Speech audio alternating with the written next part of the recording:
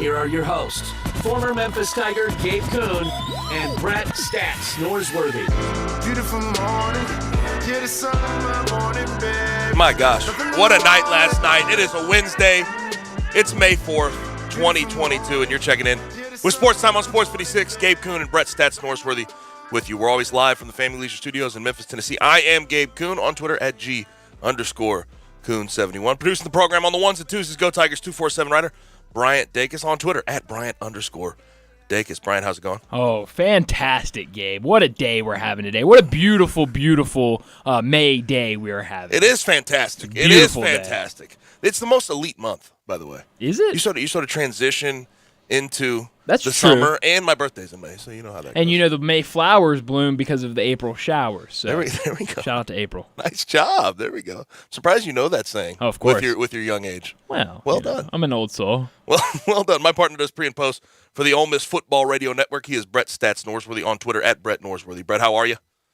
I'm well, Gabe. Good afternoon, man. It is a good day, and make that Bryant Dacus 10-0 St. Louis Cardinals. That's today how you in do Kansas it. City. That's how you do it. Bryant was telling me Mad Bum got. Oh. And that has nothing to do with the Cardinals, but Mad Bum That got was kicked weird, out after wasn't an it? inning. It was very interesting. Yeah, that was interesting. But he is really an angry person sometimes. Oh. Mad Bum is an angry guy. Look, if there was one less person holding him back, I think he would have gotten after It was a him. foreign substance check after an inning of Yeah, but that's of not work. what it started. They were just checking him, and he had been mouthing off during the first inning, and so the ump was just looking for something, and so he took a little longer to check his hand. He was just he really wasn't doing anything. He was just touching the hand, and finally Bum said something. He said, all right, pack your bags, get out of here. And then he had to be held back. He was yelling, I'll F you up. Yeah. So, woo. Yeah. A-ball for you. And you could hear it. My favorite ejection is when you've had testiness the night before. Oh, yeah. And the manager gets tossed during the lineup card exchange. That's fantastic. Oh, yeah, Fantastic. That's big always time. my favorite. That's great. That's great. But Cardinals up 10-0. That's good. And That's good Wanya stuff. Pez with 10-0. his first MLB hit today. So shout out Sure to did. Pez. Wearing number 36. Yeah. There we go. 36. Interesting Yeah. number. Take that in Cardinal lore. How about that? I don't know if I got one. And we're going to be able to get to some MLB during the day. But shout out Dusty Baker getting win number 2,000. That's pretty For awesome. sure. That was impressive. Hall of Impressive. Famer. 12th, Oh, yeah. 12th manager to win 2,000 games all time. And he joined a club that we'll talk about later. Just 5 guys. 5 guys. He has been an impressive manager during his day. First time, 93 when he started? 1993 when he With started. the Still Giants. rolling. Yeah, with Is the that Giants. right? With the Giants, 93, correct. yeah, and they were tough luck losers of the division that year, I think. Mm-hmm. And then he's won everywhere he's been. Mm-hmm. But we have a lot to get to today. First out of our show brought to you by Lexus of Memphis, the one and only Lexus dealership in Memphis. As far as our guests are concerned, 3:30 bring on Alex Kuhn from KGYM Radio in Cedar Rapids. 4 o'clock, John Goen joins us from Timber Trust Golf for some golf talk and some picks. I mean, and this with John, this whole Live Golf International Saudi-backed situation is speeding up very, very quickly. 15 of the top 100 players, according to Greg Norman, who is the chairman of Live Golf, have requested release from the PGA Tour. So we have to Including discuss Lee that. Westwood. Lee Westwood, They- very serious. They about can it. have him too. Yeah, we're going to have to discuss that with John at 4 o'clock. Also, 5 o'clock, Pete Pranica joins us, and he is the voice of the Grizzlies because the Grizzlies, even the series, last night versus the Warriors, 1-1, 106-101 win. John Morant drops 47, 18 in the fourth, scored the last 15 for the Grizzlies. Hard to put into words the performance we saw last night, but we will try to do it justice in just a moment. Also, we have NBA and NBA playoff news. Celtics make a statement and tie the series up with the Bucks last night. 2 more game 2s ahead of us tonight. Sixers versus Heat, Mavs at Suns. Both away teams really better show something because the game 1s that the Sixers and the Mavs put out left a lot to be desired. Yeah, to say the those least. series need to show something. They're not quite like the series playing opposite Right. of them, both the Grizzlies and Golden State and Boston and Milwaukee. Yeah, you get one night of good basketball and one night of not so fun. You just know how those are going to end up. And the And Sixers, I can tell y'all now, it just seems, I'm going to bed tonight at 7:45. Yeah, I was going to say, really? What time did you get home last night, by the way? 12:50. Ooh. That was today. And I you got home rise on early no matter Wednesday. what. So you didn't get your hours. You didn't get your 8 hours. Come on. That's part of the whole Millennial Monday way back Wednesday thing. Speaking of which, at the bottom of the second hour, we do have way back Wednesday. Brett's going to let it be known how much I know about his day. We did Millennial Monday. You did better. You improved on Monday. We do have to give credit where credit's I had one way to go. Hey. It was so poor the first week. Or you could have had 0. Yeah, you could have had 0. You could have gone down. You had a No, half that's point true. week 1. So could be worse, right? You could have 0. You could have Yesterday gotten was every kind of the single D'Anthony question Melton wrong. for me. I had a bucket and I had a big block. I mean, hey, why not? And also, Ryan Tannehill. We have to talk about that at some point. He sure talked do. about mentorship of Malik Willis. He said he doesn't have to be his mentor. I mean, similar to what Aaron Rodgers said about Jordan Love, similar to What what Brett Favre said about Aaron Rodgers. Rodgers. We will discuss that as well. Also, the NFL has some overseas What games. Roger Staubach said about Danny White Yes, 100 years right. ago. It is not that veteran's job to groom their replacement. It's not. They don't even It's have to be not. nice. Yes, we'll discuss that later. But I will say there is a level to the Ryan Tannehill news where you're not doing yourself any favors saying that. That's all that's the only take that obviously not his he's job, not. but don't. And his you other don't have to comments verbalize it. And I'm glad he did. I'm glad we have the avenue, that we have the places to go now for Right. all walks of life, but especially professional athletes that are just like us. They cry and they bleed and they're sad and they're happy just like us. Yeah, I know have their fabulous lives, the money we can't imagine. But after that playoff loss and that criticism he was subjected to, he sought and said that professional counseling really helped him.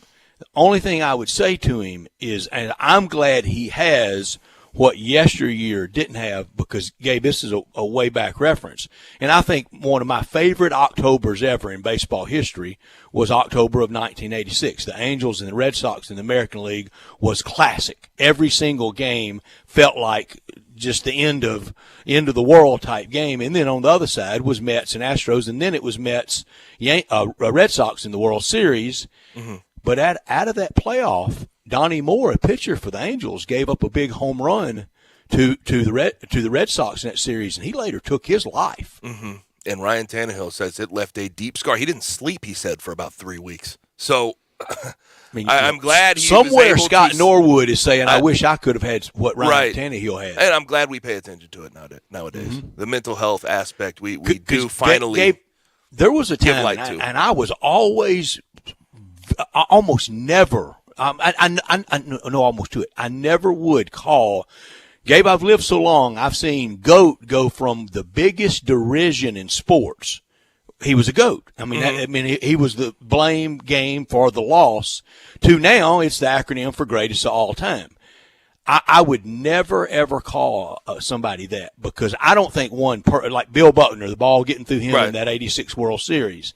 It was more than just Bill Buckner. It's Ryan Tannehill and the mental health aspect. It shows the human element that we miss a lot of times when we cover sports. And I'm glad people get to see it. If you think you need to seek out help, go do it for anything. Also, the NFL has overseas games. There's going to be 5 overseas games. 3 in London, 1 in Munich, 1 in Mexico City. We'll have to cover those as well. Also, Ohio State. That's almost a full season ticket. I know now some teams have 9 home games, some have 8.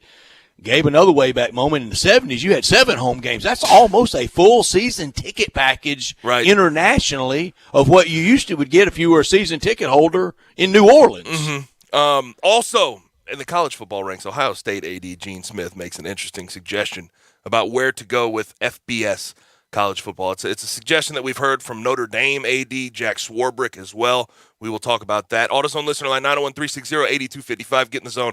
AutoZone. You can also watch us live and message us on our socials. Sports 56 How do you feel about the series? Twitter. How do you feel now? YouTube, Facebook, Twitch, and sports56whbq.com. Let us know on the AutoZone listener line. What do you feel? Grizzlies tie this thing up 1-1 last night in FedEx Forum. Obviously going to transition into San Fran on Saturday. How do you feel about where this series is right now? 901-360-8255. But honestly, last night, everything sort of working against the Grizzlies in a lot of ways. They played better on Sunday than they did last night. I think absolutely. Dylan Brooks gets kicked out with a flagrant 2 immediately.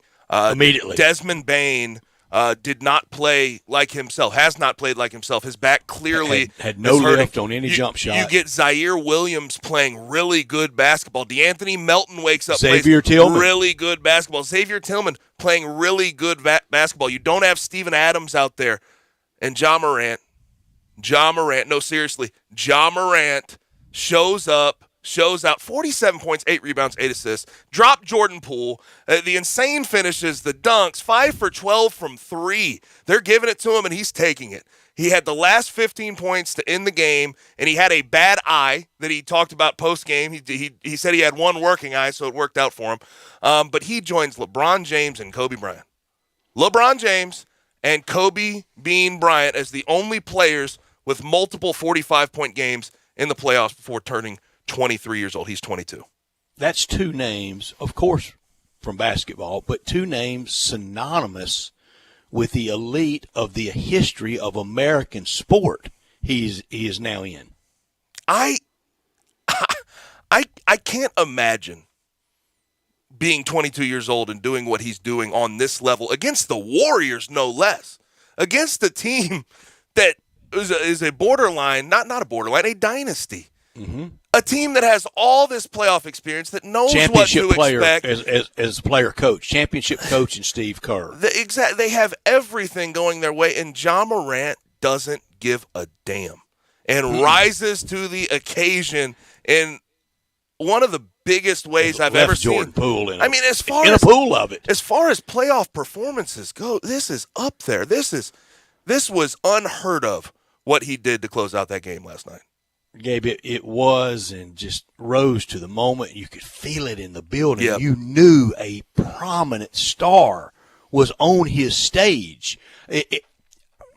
I know he's got a long way to go to come near this galaxy, but it was that effect. I've talked about many times that when Tiger walks from one green to the next tee, and you just watch greatness, gallantry, the gallantry of that greatness, moving around last night. You knew he was going to have the ball in his hands and he was going to deliver, and everybody was mesmerized by it. It was unreal. Just the confidence with which he goes about his business, too, in that situation. A 22-year-old doesn't have that unless they're in that category with LeBron James, Michael Jordan, and with Kobe Bryant. Young players don't do what Ja Morant's doing right now. And that's as easy as I can put it. And you look at the sequencing to end that game, Brett. That was he was unstoppable. Every time he got into the lane, every time he started a drive, every time he put up a shot, you knew it was going in. You absolutely had a step back 3, multiple finishes. And I think the guys around him, you talk about Brandon Clark, you talk about all the Xavier Tillman. Down the stretch of that game, those guys showed up where they hadn't the rest of the game. They got offensive rebounds. Brandon Clark had a block, a very, very important block on Steph Curry. They recovered all the loose balls down the stretch. And then that Ja floater to ice the game. You just knew it was going in, and you knew that the Grizzlies were going to win at that point. It was off the dribble. It was off the head fake, and the Jordan Poole. Oh, poor Jordan Poole. My gosh. What he did to him. And if he starts consistently making that step back 3, it won't even be fair. Yeah, the half spin on Jordan Poole was unreal. That was hilarious. And he, to his credit, and we'll get into the game as a whole and how the Grizzlies played this game. I thought they shot a lot of three-point balls. But Ja Morant, did Golden State. They missed a lot. Ja Morant understands what they're going to give him this series, and he's taking advantage of it. He's really taking everything that they're giving to him, and they're giving him a fair amount. And that crowd last night, Memphis, you were phenomenal. Fantastic. Last night. It was special to be there. It was pinch me again. How many times when we wake up the next day did that really happen? Well, it did, and we'll talk about it. And we want your input as well. The AutoZone text line 901-360-8255. Get in the zone at AutoZone text line. This hour of our show brought to you every day by Lexus of Memphis, the one and only Lexus dealership in town at 2600 Ridgeway and online at lexusofmemphis.com. Call them at 901-334-9673. Great offers on all 2022 models and always special leasing options. Drive in luxury and confidence knowing that every new Lexus comes with complimentary first and second maintenance services. Stop by today at Lexus of Memphis at 2600 Ridgeway and put yourself in the driver's seat of the all-new 2022 flagship LS500, and you'll be looking and you'll be driving in style. When you purchase a Lexus, you get top-of-the-line engineering and design, and they make for the luxury driving experience. 901-334-9673, the one and only Lexus dealership in town. They are online at lexusofmemphis.com. Experience amazing at Lexus of Memphis. Top story of the day. John Morant. That's it. I mean, what else am I going to say? On top, not top story. That's it. John Morant, 47 points, 8 rebounds, 8 assists. Down the stretch was Breathtaking. unstoppable. 15 points in the game, 18 points in the fourth quarter. That's the second time he's done that in these playoffs. And that sequencing in the game, he was unstoppable. No one could do anything. The Warriors couldn't do anything about what he was bringing to the table. Now, there were some things about the Warriors game that were not that great, and there was a reason that the Grizzlies were able to pull this out. Clay, Steph, and Jordan Poole, 6 for 29 from 3. That won't hold, but the Grizzlies, I thought, guarded the three-point line well. They got to continue to do that. Warriors as a whole, 7 for 38 from 3. I don't think that will hold.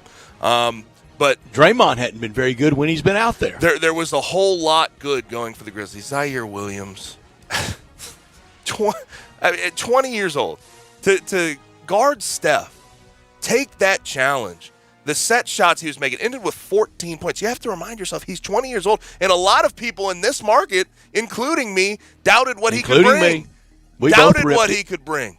We didn't rip it. We were questionable of it. We didn't rip it. Trading up to 10 to go get a guy that you thought you could get at 17 was weird at the time. I was in love with Moses Moody, who sat at the end of the Golden State bench 2 games in a row. He has in the delivered. series. He has delivered so far this year. Also, by the way, another Warriors pick, that Jonathan Kuminga pick. He's a stud.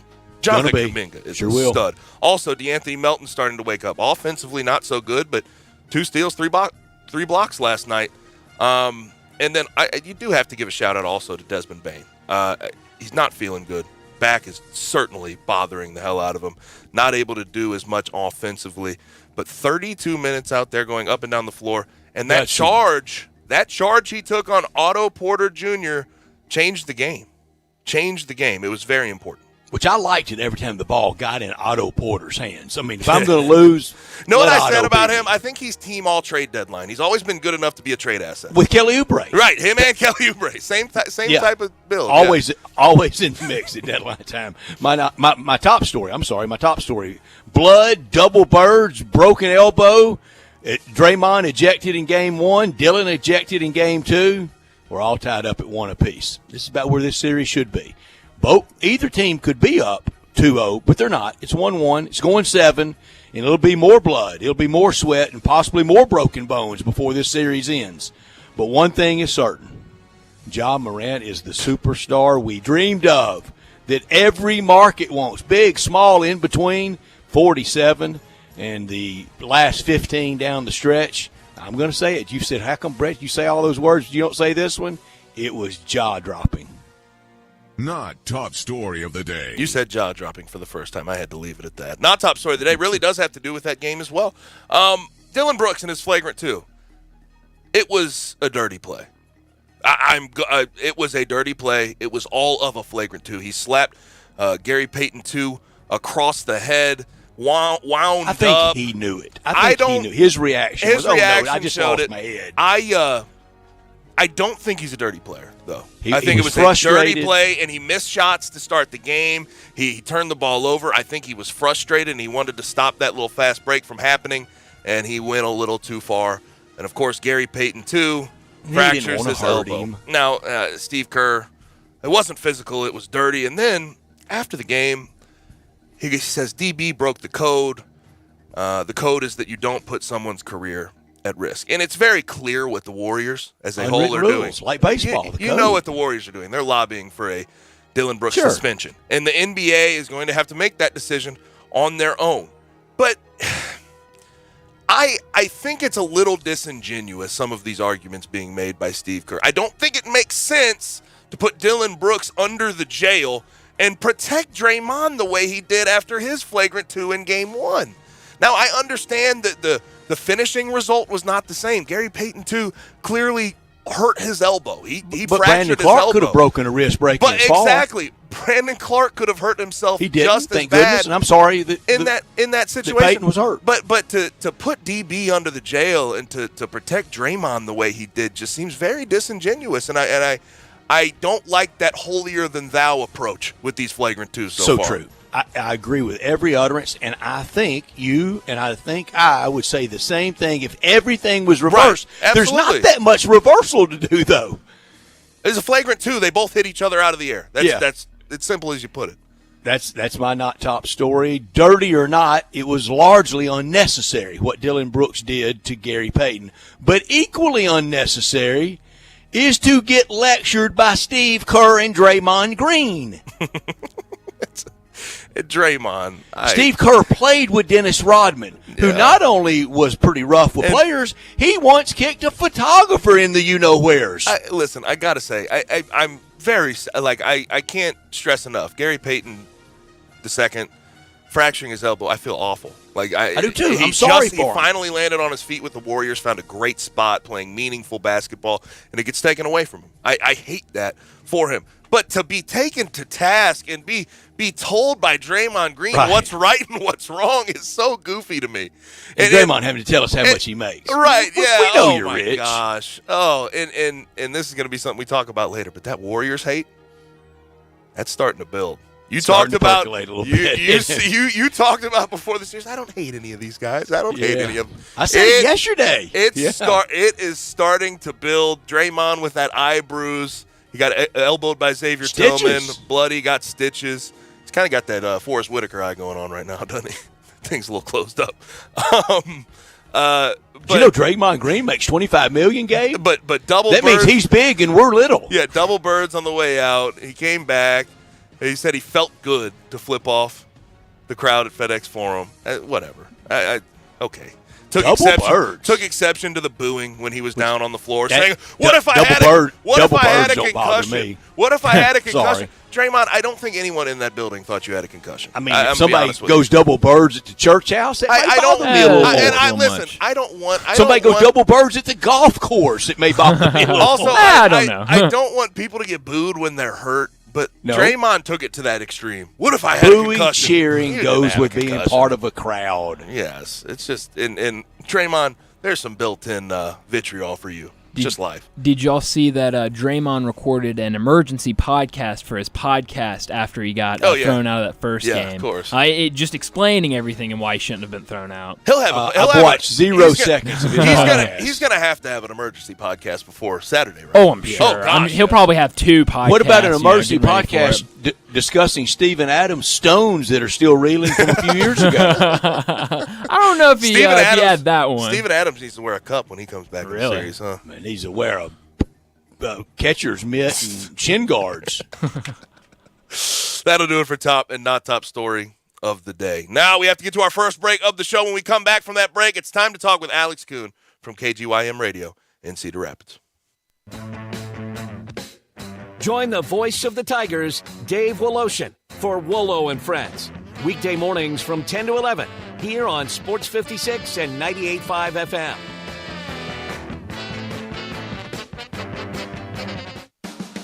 Whether it's Miramichi, Cherokee, Galloway, or any of the numerous courses around town, you'll find me, Sheldon Rosengarten, with Mark's Bensdorf Realtors, stinking up the course, because I've been known as the worst golfer in town. But along with that tag, people often say that when it comes to selling homes, when you want the job done, call Sheldon. Yes, I spend most of my time making sure my clients get the absolute best and most successful strategic marketing program. Darn it, I hate hitting triple bogeys, but I'd rather be making my clients more for their homes quicker. And who else is going to tell you that if you're thinking of selling, talk to 2 to 3 real estate brokers, but make sure that Sheldon is one of them. Remember this, write it down. You can reach me, Sheldon Rosengarten, at memphisrelocate.com or 4830546. That's memphisrelocate.com or 4830546. Do it now. A good friend of mine told me about this awesome place for lunch. Oh, yeah? What's the name? Neil's Grill and Bar, where the fat man rocks. Everybody knows Neil. Where's it located? It's located in Yorkshire Square off Quince. And what's it like? The best lunch place in Memphis. You know, like real mashed potatoes and gravy. Everything is made from scratch. Monday through Friday, daily lunch specials like Monday baked chicken, Italian Tuesday, spaghetti, ravioli, Italian spinach, delicious fried catfish, fried chicken livers every Wednesday, Friday, Salisbury steak, barbecue chicken, or if you just want a vegetable plate, the best veggies in town. What about the lunch price? Meat and 2 veggies, $8.95. Meat and 3 veggies, $10.95. And veggie plate, $9.95. Big fat boy portions, man. Man, you're making me hungry. Come hear the best live local music at Neil's. Eddie Smith plays Sundays 5 to 9, Mondays karaoke, Tuesdays Debbie Jameson, Wednesdays Elmo and the Shades, Thursdays John Williams and the A440 Band at Neil's. Where the fat man rocks. Hi, folks. Bob Burkham for Sunrise Chevy. Good news for new and used car and truck buyers. The Sunrise Chevy Ranch has a great selection of new and used cars and trucks, and Sunrise specializes in low monthly payments and secondary financing. At sunrisememphis.com, you can select your vehicle, get your trade appraised, arrange financing and delivery. We'll deliver right to your doorstep, inspected and ready to go, no matter what your past credit. Sunrise wants to get you financed. Immediate financing with next to nothing down. Need body or service work? Bring it to Sunrise or schedule an appointment online. Find new roads to Sunrise Chevy, 385 in Houston, Levy, Collierville.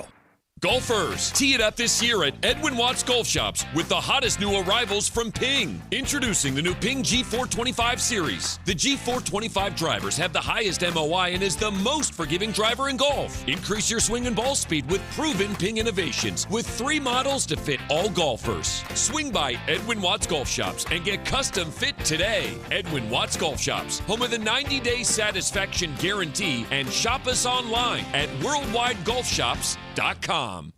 Gabe, you okay? I had a really big lunch. What'd you have? Central Barbecue. I can't go wrong with that. What'd you have? Central Barbecue. I got that. What did you have at Central Barbecue? Central Barbecue. What, you mean you had everything? Yep, started yesterday when they opened. Ribs, pulled pork, bologna sandwich. You had everything? I figured since I'm doing their ads now, I should taste everything. Desserts, sausage and cheese plate? Everything, even the portobello mushroom sandwich. Very impressive. What'd you think? Everything was really good. I may have to do it again to be sure. You are a true professional. Regions Bank presents Live at the Garden 2022 at the beautiful Memphis Botanic Garden. This year's lineup includes Steely Dan June 11th, Darius Rucker July 15th, Lady A August 20th, the Doobie Brothers and Michael McDonald September 3rd, and Chicago October 20th. Season lawn and all individual concert tickets are on sale now at Ticketmaster.com. For more information, go to RadiansAmp.com. Also presented by Duncan Williams Investment Bankers, AutoZone, Gossett Motors, True Green, The Lilly Company, Pro Show, and Mahaffey Events.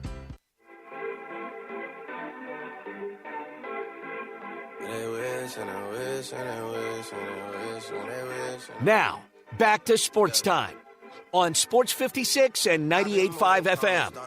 This hour is brought to you by Lexus of Memphis. What we are dealing with here is a perfect machine. It's really a miracle of evolution. Here once again are Gabe Kuhn and Brett Norsworthy. I don't want to die for them to miss me. Yes, I see the things that they wishing on me. Hope I got some brothers that outlive me. They gon' tell the story was different with me.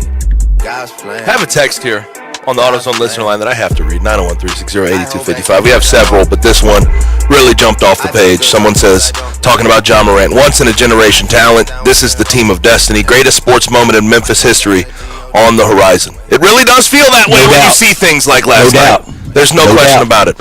And not that I'm not picking at Nashville. I think that's overdone, the whole Memphis-Nashville furor. I get it.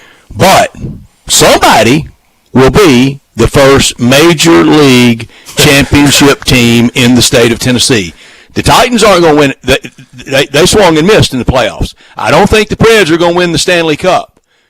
The Grizzlies can win it all. I got to say, though, Nashville, I think it's overblown. But culture-wise, Memphis and Nashville couldn't be more opposite.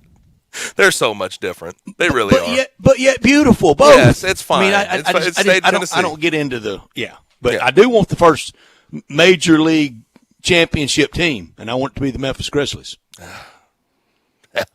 After last night, moving on, I don't think a lot of people gave them much of a shot to even really win a game in this series, but They proved them wrong last night. It feels like they should be up 2-0, Brett. That's the one thing that bothers me. It really feels like they should be up 2-0. But let's go ahead. I think 1-1's about right. But yeah, let's go ahead and bring in Alex Kuhn from KGYM Radio in Cedar Rapids at Alex Kuhn 523 on Twitter. Alex, what's happening? Not a whole lot, guys. Glad to see Memphis kind of the epicenter of the sport of basketball last night. Well, what about the epicenter of the sport of hockey? How about them Blues, man? And by the way, you told me that they're now 10-0-1 against the Wild in their last 11, but I recited 9-0-1 about how many times, guys? 15? 500 probably. Okay. Yeah. Okay. You hit the over. Whatever. It was the FanDuel lock of the day. I was going to say, I heard you've only mentioned that a few times on the show. Right. But how about them? What do we think about it? I said Blues in 6 when I made my picks. Are you feeling confident about that? This is all I will say. Quiet confidence. Quiet. It's always the best way to be. Oh. Quiet confidence. I already ruined that. I already botched that one up, Al. I got to be honest. No, and I say this about Memphis as well. Quiet confidence. When you have somebody as good as Ja Morant, although like they like to have fun, so their confidence is a little bit they're a little bit more outgoing about their confidence, which is great. But it's always great to stay even keel through the chaos of the playoffs. Mm-hmm. So Alex, as much as possible. To the outside world, do you think the Grizzlies appear to be very young, pugnacious, cocky, and maybe a little bit arrogant?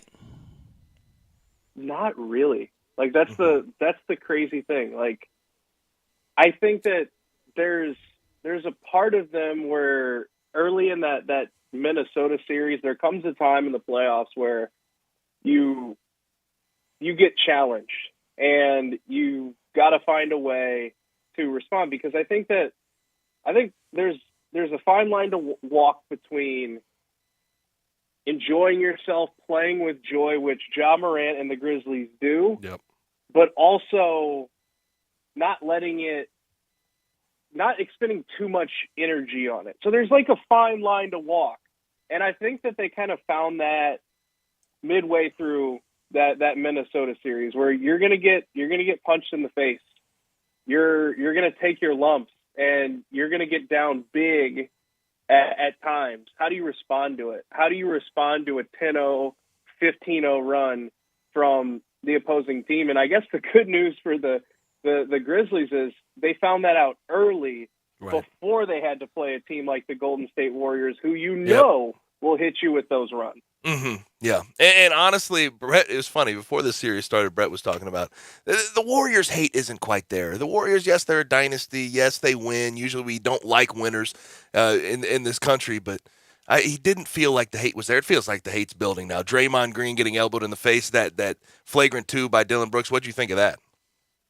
I thought he should have been ejected. And you know what, Gabe? I've kind of come around on what you were talking about with Draymond Green. He should have been ejected. Right. I know that we're supposed to have these sizzling hot takes about how it's either dirty or worthy of suspension, or he should have stayed in the game. Look, I thought both of them should have been ejected. And honestly, I'll leave it at that. I don't think that Dillon Brooks was trying to injure Gary Payton too. Mm-hmm. I think that he was behind on a play. He took a hard wind-up, and whenever you do that, you put yourself in a really bad position to make a bad foul, and that's exactly what happened. Do you think he took a Joe Frazier wind-up and connected? Let me pose this to you. Do you think that the NBA may add a suspension on top of his ejection? I think they might, but I think a fine would be Suffice. more apt. Right. Fine him. They ejected him.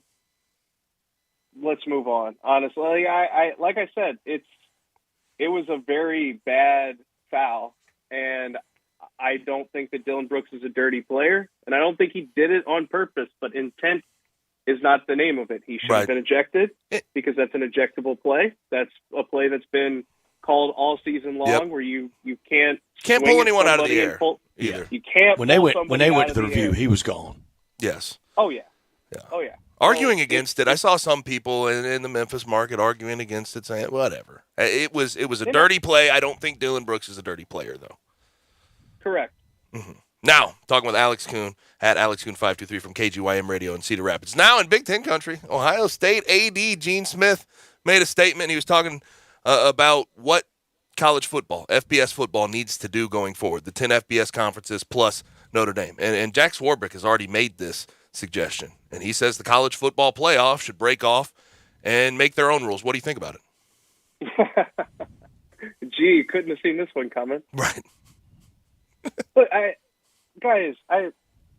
we've had so many conversations, and I'm not one that likes to connect a whole lot of dots and jump the gun on a story. But like, we've seen the SEC add 2 superpowers in the same year that name, image, and likeness was passed, and the NCAA basically gave up all power. Like, all power. They don't have any power to enforce name, image, and likeness legislation, and they have pretty much no power to keep anybody from transferring right now anywhere where they want to go. They basically gave up their power and said, we want to allow the schools and the conferences to have most of the power. Mm-hmm. What do you think the schools and the conferences are going to do with that power? You think they're going to say, "Oh yeah, let's keep going with what we're doing," or if there was a possible way we could branch out and make even more money? Well, what are they going to do in that situation? So everything has led to of now. I am not even remotely surprised. This just seems like the next step in the demise of the NCAA. And these power conferences and now the college football playoff saying, all right, nope, we're going to go do our own thing, which is not surprising at all. Mm-hmm. What do you think the time frame of this breakaway could be? I mean, we got so many things colliding in college football with expansion. When do we have time to work? It's going to be a busy summer this summer, Alex. Yep. Yeah, guys, that's the crazy thing. Like, nobody has any idea what the next step is, what it looks like. We are completely in the dark on how this is going to play out because, as you said, Brett, you have a lot of powers that are going to collide on this. You're going to have a lot of people agree. You're going to have a lot of people disagree. So. That's why I don't know what the next step in the evolution is. All I know is there is a ton that has got to get played out, and nothing really ever happens fast unless there's some sort of new TV contract that can be negotiated that would make everybody understand that they would be making an irrefusable amount of money, which we'll see if that's the case. Here's the one thing we do have to pay attention to though. Like, as far as the NCAA making money off of college football, they don't get any of the college football playoff money. They don't get that TV contract money. They're already sort of cut out of the pie in the grand scheme of things with college football with all the major championships. So it's not all that different. But the issue we have right now is you have to have, with NIL and transfer portal, you have to find some level of leadership. You have to find somebody who can make a damn call because the NCAA is not doing that right now. And you look around the country, and I'm not saying that we can do anything, and I think I'm sort of giving up on the whole tampering thing. Jordan Addison, Xavier Worthy at Texas, I'm sort of giving up on that. But they just need to find a level of leadership. And if they have to transfer over all the power to the college football playoff and have a committee that can actually lead, I think that makes sense because the NCAA is not going to do it for you. They have shown that time and time again. Yeah, and that's kind of the weird part of this because the NCAA now is in trouble because they don't have any of the power over the name, image, and likeness or the transfer portal legislation, and we keep hearing that there needs to be guardrails, and I agree with that. But what? That would be nice but how? To have done before. Yeah, but that would have been nice to have figured out beforehand. Right. and come up with some guardrails instead of having what we discuss as the Wild Wild West now. But at the same time, the reason this happened is because they let the state governments get out ahead of them. They let so now, even if they can't come up with legislation on this, a lot of states will override their ruling. So what they're doing is they're saying we're waiting on federal legislation. If you think that Congress is going to act on this anytime soon, then I don't know what I don't know what to tell you. And if you think they can get anything right, look at our debt. They can't. They can't get anything right. They can't get anything passed. That's what it looks like right now. So, right now the NCAA doesn't have much power, as you said, Gabe. They don't get much of the money from the college football playoff, and they don't really have any governing power. So, what is stopping? What is stopping college football playoff from going and doing its own thing at this point? And Alex, these state legislatures, kind of the local control, the first line of defense. Insert your state here, whatever SEC state you want to, Arkansas, Mississippi, Louisiana, Alabama. They're going to Florida. Florida. They're going to that SEC school in that state, and they're going, how do you want this bill written? We'll write it to the semicolon, how you want it written.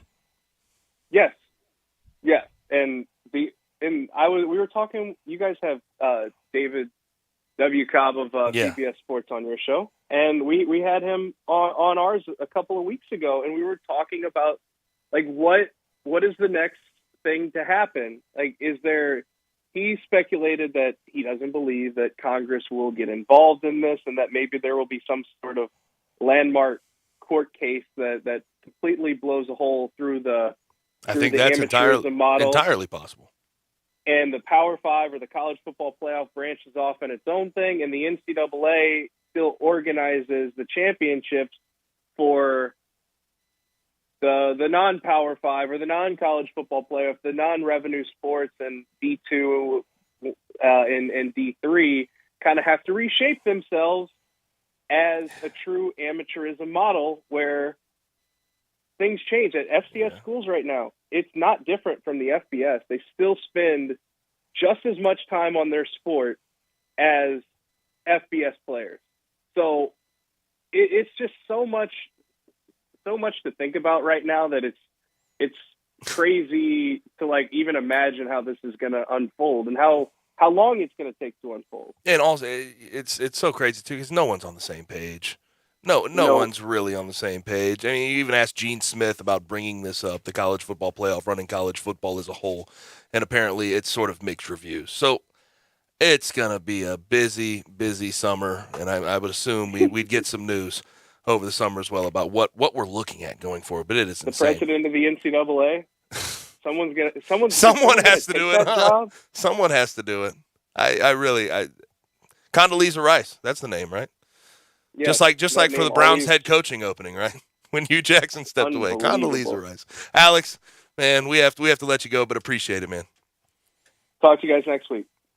Thank you, Alex. Thank you very much. Alex Kuhn with us every Wednesday.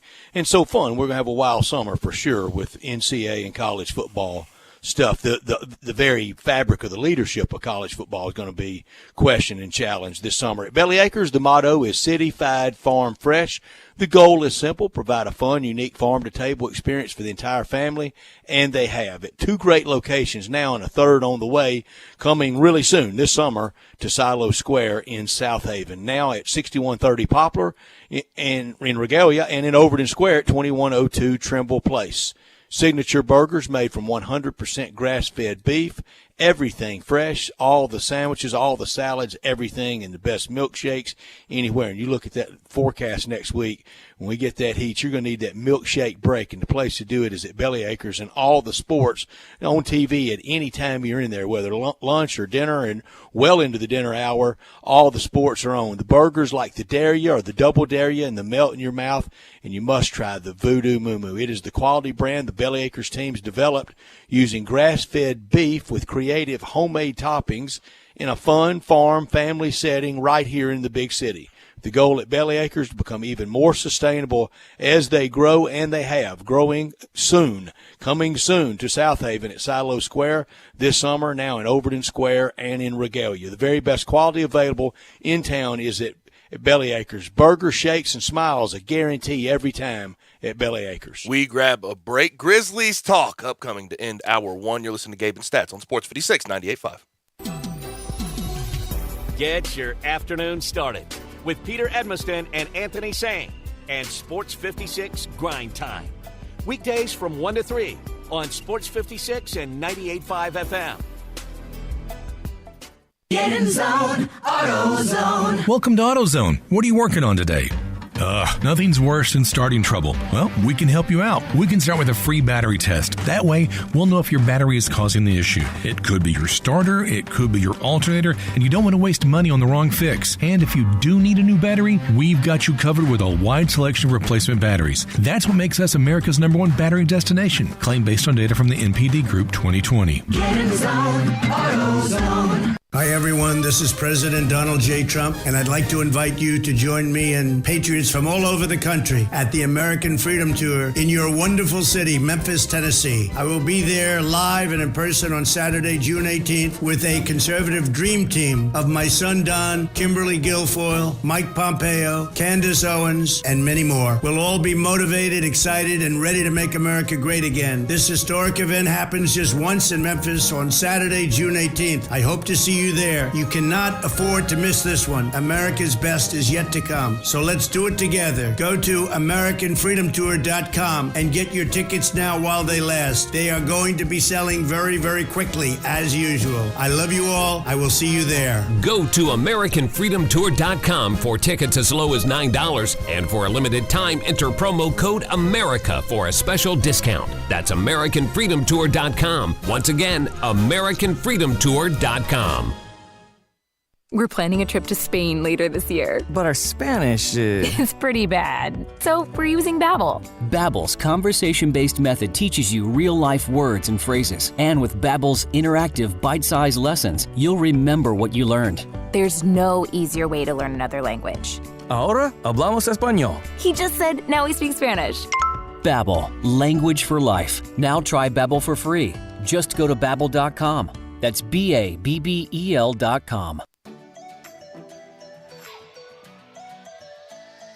Spring has sprung at Dan West Garden Center with blooming annuals and perennials, trees and shrubs everywhere. It's important to keep your yard and garden healthy, so Dan West has a very knowledgeable staff to help landscaping to grass to garden care and create your dream garden. Dan West has beautiful flowers from perennials to blooming annuals, garden lovers, even heirloom tomatoes, and a wide selection of herbs. You name it, Dan West has it. With over 100 years experience, Dan West enjoys sharing gardening tips and taking your growing needs to the next level. Dan West, with 2 locations, 12061 Highway 64 in Eads and 4763 Poplar. Open 7 days a week. Make gardening fun and easy at Dan West Garden Center.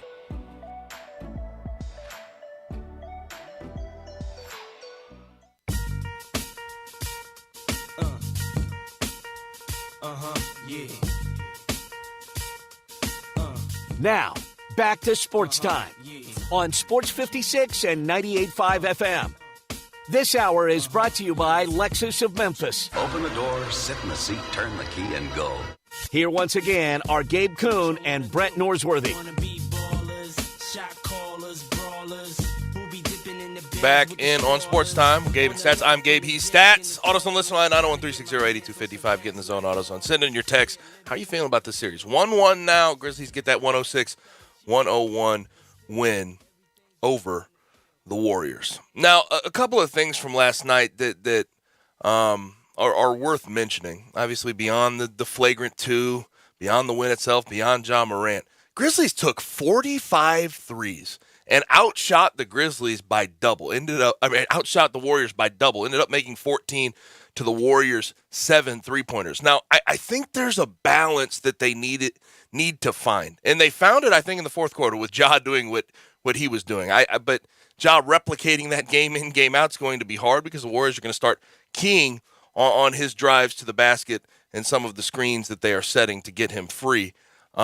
Grizzlies need to find more of a balance from the three-point line because theoretically, if I am the Warriors, I'm letting you do what you did last night every single game. Put up 45 threes. Especially at Chase Center because that crowd is going to be hostile. It's going to be really turned on. They really haven't had this big a series yet in the new building between COVID and lockdown and all that stuff.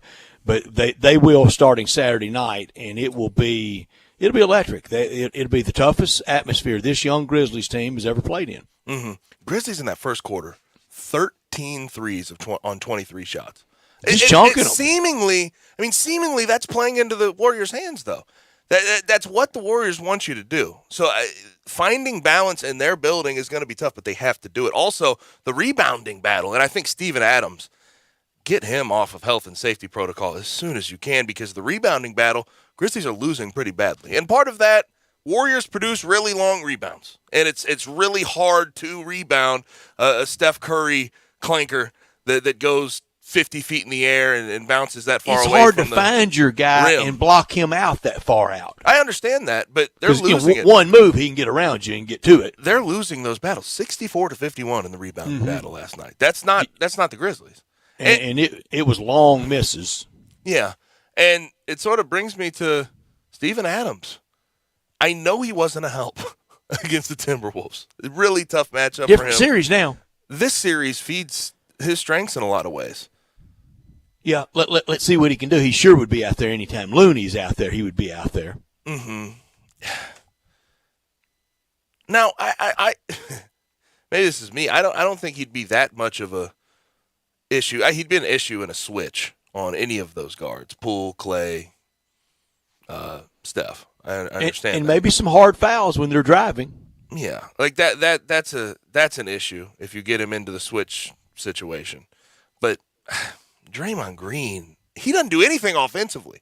He spreads the ball around. He passes the ball. He made some mistakes last night, some uncharacteristic mistakes. Yeah, he hadn't been out there a lot. And I thought NBA concussion protocol may have parked him last night. And if it had, his minutes would really be limited in this series. Draymond, obviously, he drives to the hoop. He gets a lot of dives. They get into the pick and roll, and he dives to the basket, but he gives it up every single time. Offensively, he is a non-factor, and he has been. I remember a time, though, when Draymond was a factor offensively. His first couple years in the league.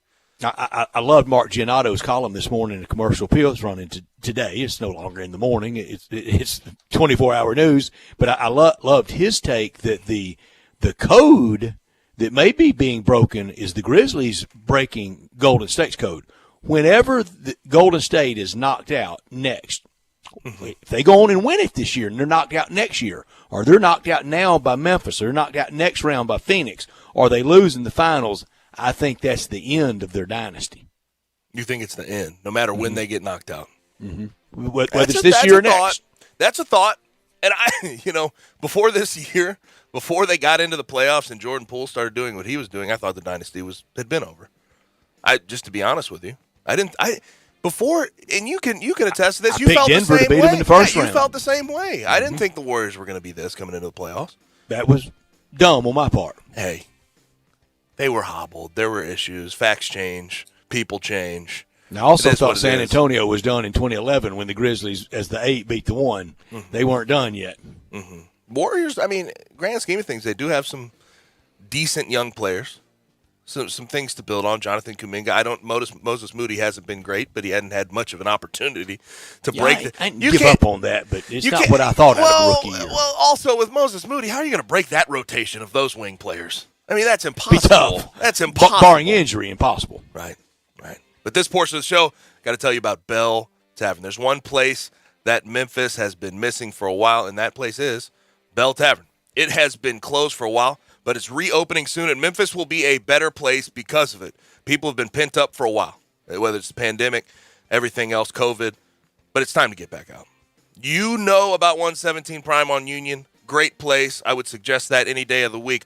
All you do to get to Bell Tavern is walk through the dining room and you access the best bar in Memphis. It's the perfect place to start your night with a gourmet bite to eat, burgers, sandwiches, and starters, and end your night with the coldest beer in town and craft cocktails that you can only find in Barbaro Alley, tucked between 2nd and Main. It is Bell Tavern. Now, that'll do it for hour number 1. Hour number 2 on the way, NBA playoffs and NBA discussion upcoming. But we started with John Goen from Timber Trust Golf on Golf Talk and some picks.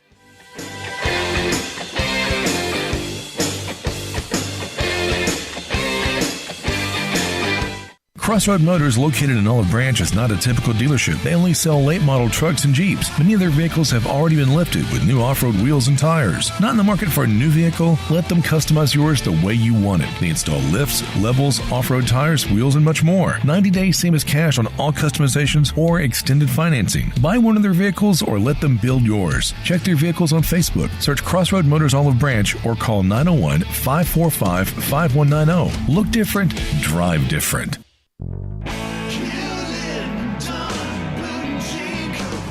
Hewlett & Dunn Boot and Clothing Company, we have it all. From handmade Amish leather belts, fine and casual clothing, boots, casual boots, work boots, fancy boots, and even safety-toed boots. Lots of cowboy hats to choose from, even Nebo lights, Orco hard coolers, good-looking duck head dress shirts, duck head caps, shorts, and pants. Tons of jeans from Ariat, Wrangler, Devil Dog, and Kimes Ranch jeans. At Hewlett & Dunn, we have a great selection of Old South t-shirts and caps. Fine clothing from dress to casual to Sunday best. Enjoy choosing from UFO's orthopedic-approved shoes. Hewlett & Dunn Boot and Clothing Company. Boots of every size, every color, every skin. Great quality Western, work, and safety toe boots. Hewlett & Dunn Boots and Clothing Company. 111 North Center Street, Collierville. Hewlett & Dunn. Hewlett & Dunn, serving you and your family since 1961. It's time to vacation at home with Family Leisure. That's right. Enjoy a vacation in your own backyard with a little help from Family Leisure. Like play gyms and trampolines, they're now $500 off. And those trampolines, by the way, they've got that mesh on the side, so trampolines are now safe and you'll be the hit of the neighborhood. They've got hot tubs in stock and ready to go, and you can get up to $1,000 off when you pick them up. All kinds of do-it-yourself pool specials, like savings of up to $1,500 on all in-stock pools when you pick it up and install them yourself. And if you're looking for patio furniture, then stop on in, because they have tons in stock and they're ready for you to pick up. So get ready for that vacation at home with the help from Family Leisure. Family Leisure's Vacation at Home sale. It's happening right now at Whitten Road and I-40, where family and fun truly do come together. If you want to make money in sales, Flynn Broadcasting wants you. If you can sell, Flynn Broadcasting has a great career waiting for you. If you can sell, we have great benefits, salary, commissions, sales leads, and a great place to work. Can everyone sell? No. But if you can, Flynn Broadcasting wants you. Apply today at jobs@flinn.com. Start your career today at jobs@flynn.com. Flynn Broadcasting wants you.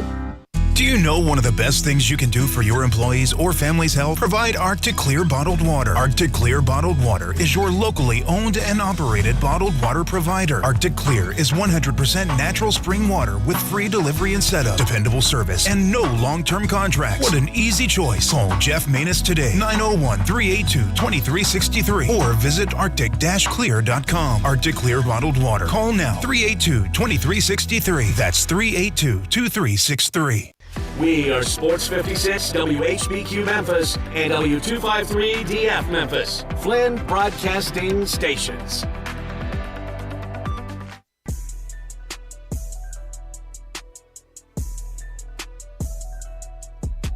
Now, back to Sports Time on Sports 56 and 98.5 FM.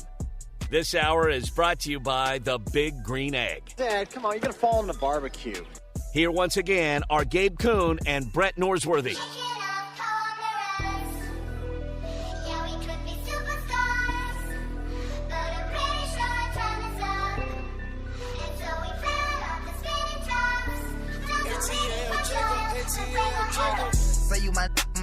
We are rolling. Hour number 2 is upon us. Sports Time on Sports 56. Gabe Kuhn, Brett Stats Norsworthy. We always start on a Wednesday with our good friend from Timber Trust Golf talking some golf.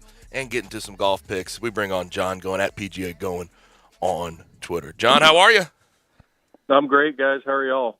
Doing fantastic. We're doing well, John. We're doing well, and Gabe has nailed it all week on the Saudi tour in the Greg Norman operation. It's just not going away, and I don't think the timing of it is coincidental for it to spark back up right now with next week being the PGA Championship. Do you think it's coincidental, or am I seeing too much conspiracy?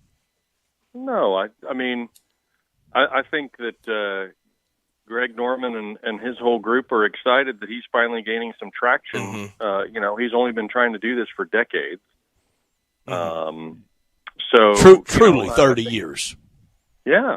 I mean, I remember this when I was a kid growing up hearing about Greg Norman, and trying to, formulate another tour that competed against the PGA Tour and things along those lines. So, obviously saw Lee Westwood's comments a little bit. And so, I mean, it's clearly I think it's starting to gain traction. And I mean, I think as we've talked about, these guys are all independent contractors, and right. they don't make money unless they're playing in events and making cuts and doing whatever. And if there's an opportunity for them, just like what you're seeing in college athletics nowadays, with these kids that have the ability to be able to transfer one time with no penalty, and go to a different school and sign a different NIL deal with that said school, then they're gonna go where the money's at. And the tour's been like that for years, and that Jay Monahan and everybody at tour headquarters thinks that they can strong arm these guys.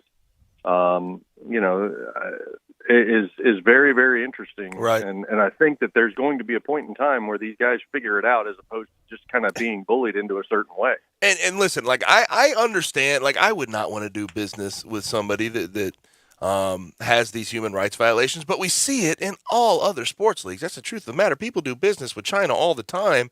And I thought what Lee Westwood said about Formula One race there, Newcastle United, owned by Saudi Arabian owners. There have been boxing matches there. So it is, I think, relatively bizarre that golf is coming under the scrutiny that those guys have sort of avoided. And I really do think it goes back to Phil Mickelson's quote. If Phil Mickelson does not say what he said, I think we avoid a lot of the hoopla around this. And John, the world's an untidy place. And Gabe, you're right about. I mean, everybody out there with that ubiquitous Nike swoosh on it. Guess where a lot of those goods are being made. But again, do I agree with doing business with people like that? I think there's good money. I think there's bad money that you take from people. But I think Westwood's point's very well taken. I understand what he's saying. No, absolutely. And again, I mean, we see it in all facets of life nowadays on multiple fronts with multiple things, that people have the ability to spin anything into the direction that suits their argument for the time, and be offended by things that necessarily they're maybe not offended by if either so-and-so wasn't involved or because now it fits a narrative to go a different direction. So, look, I think like anything, competition is always great. And I think it's beneficial for a sport. I think that anything that is going to, push these guys and allow them to be able to make money, or to be able to see a stronger field in a week in, week out basis, and they have the ability to go play for substantial amounts of money, I don't have a problem with that. Mm-hmm. John, we have the whole debate the week before a major, whether to play or not. A lot of years, our tournament at TPC Southwind, where you were the pro and you were the general manager for a long, long time, we were the week before the U.S. Open, and now how the calendar has changed. What do you think is best? You know TPC Avenel very well, quite literally across the road from Congressional in the D.C. suburbs. Should you go and play? What's the motivation to go out and play? I don't think the PGA is like. I don't think it's like the Open Championship, because the travel. I don't think it's like the U.S. Open, because often the USGA what it does to a golf course, you have to really familiarize yourself. Is this week as sensitive to clearing the schedule, clearing the mind? No. And I say that rather confidently because, to your point, and we've discussed this numerous times on this show, and that is the PGA of America probably does the best job setting up a major championship. And Amen. that is that they're just going to set the golf course up the way that they feel like it should play. And if guys go out there and shoot lights out, they don't have a problem with that.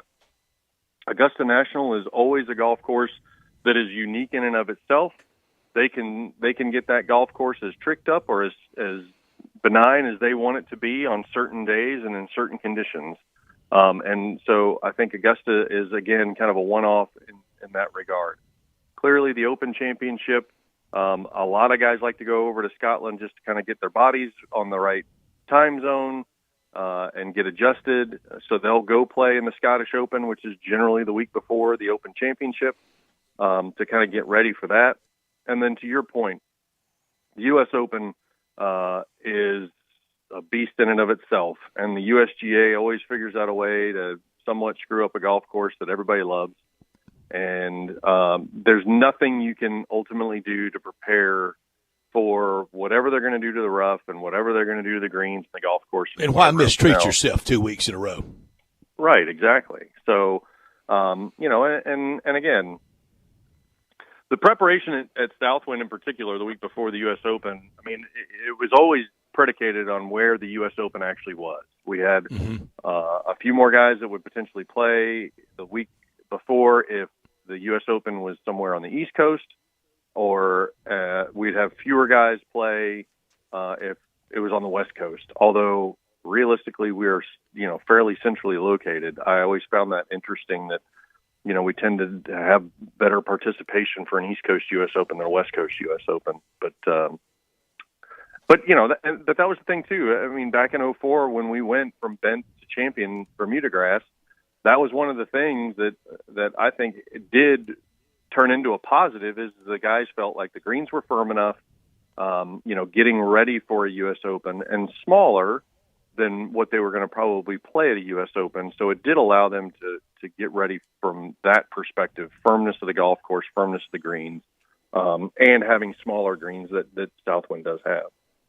John, I know from being down at Timber Trust 2 years ago during the summertime just how busy, and I never realized it until I was there that Saturday and Sunday, just how busy you are over Mother's Day weekend, that's this weekend, that a lot of moms, whether they're playing or not, they like to ride with children in from out of town or with adult children in the area and with dad. And then the same over Father's Day weekend. John, I was shocked by how many moms were out recreating that weekend with family and loved ones, some playing, some not.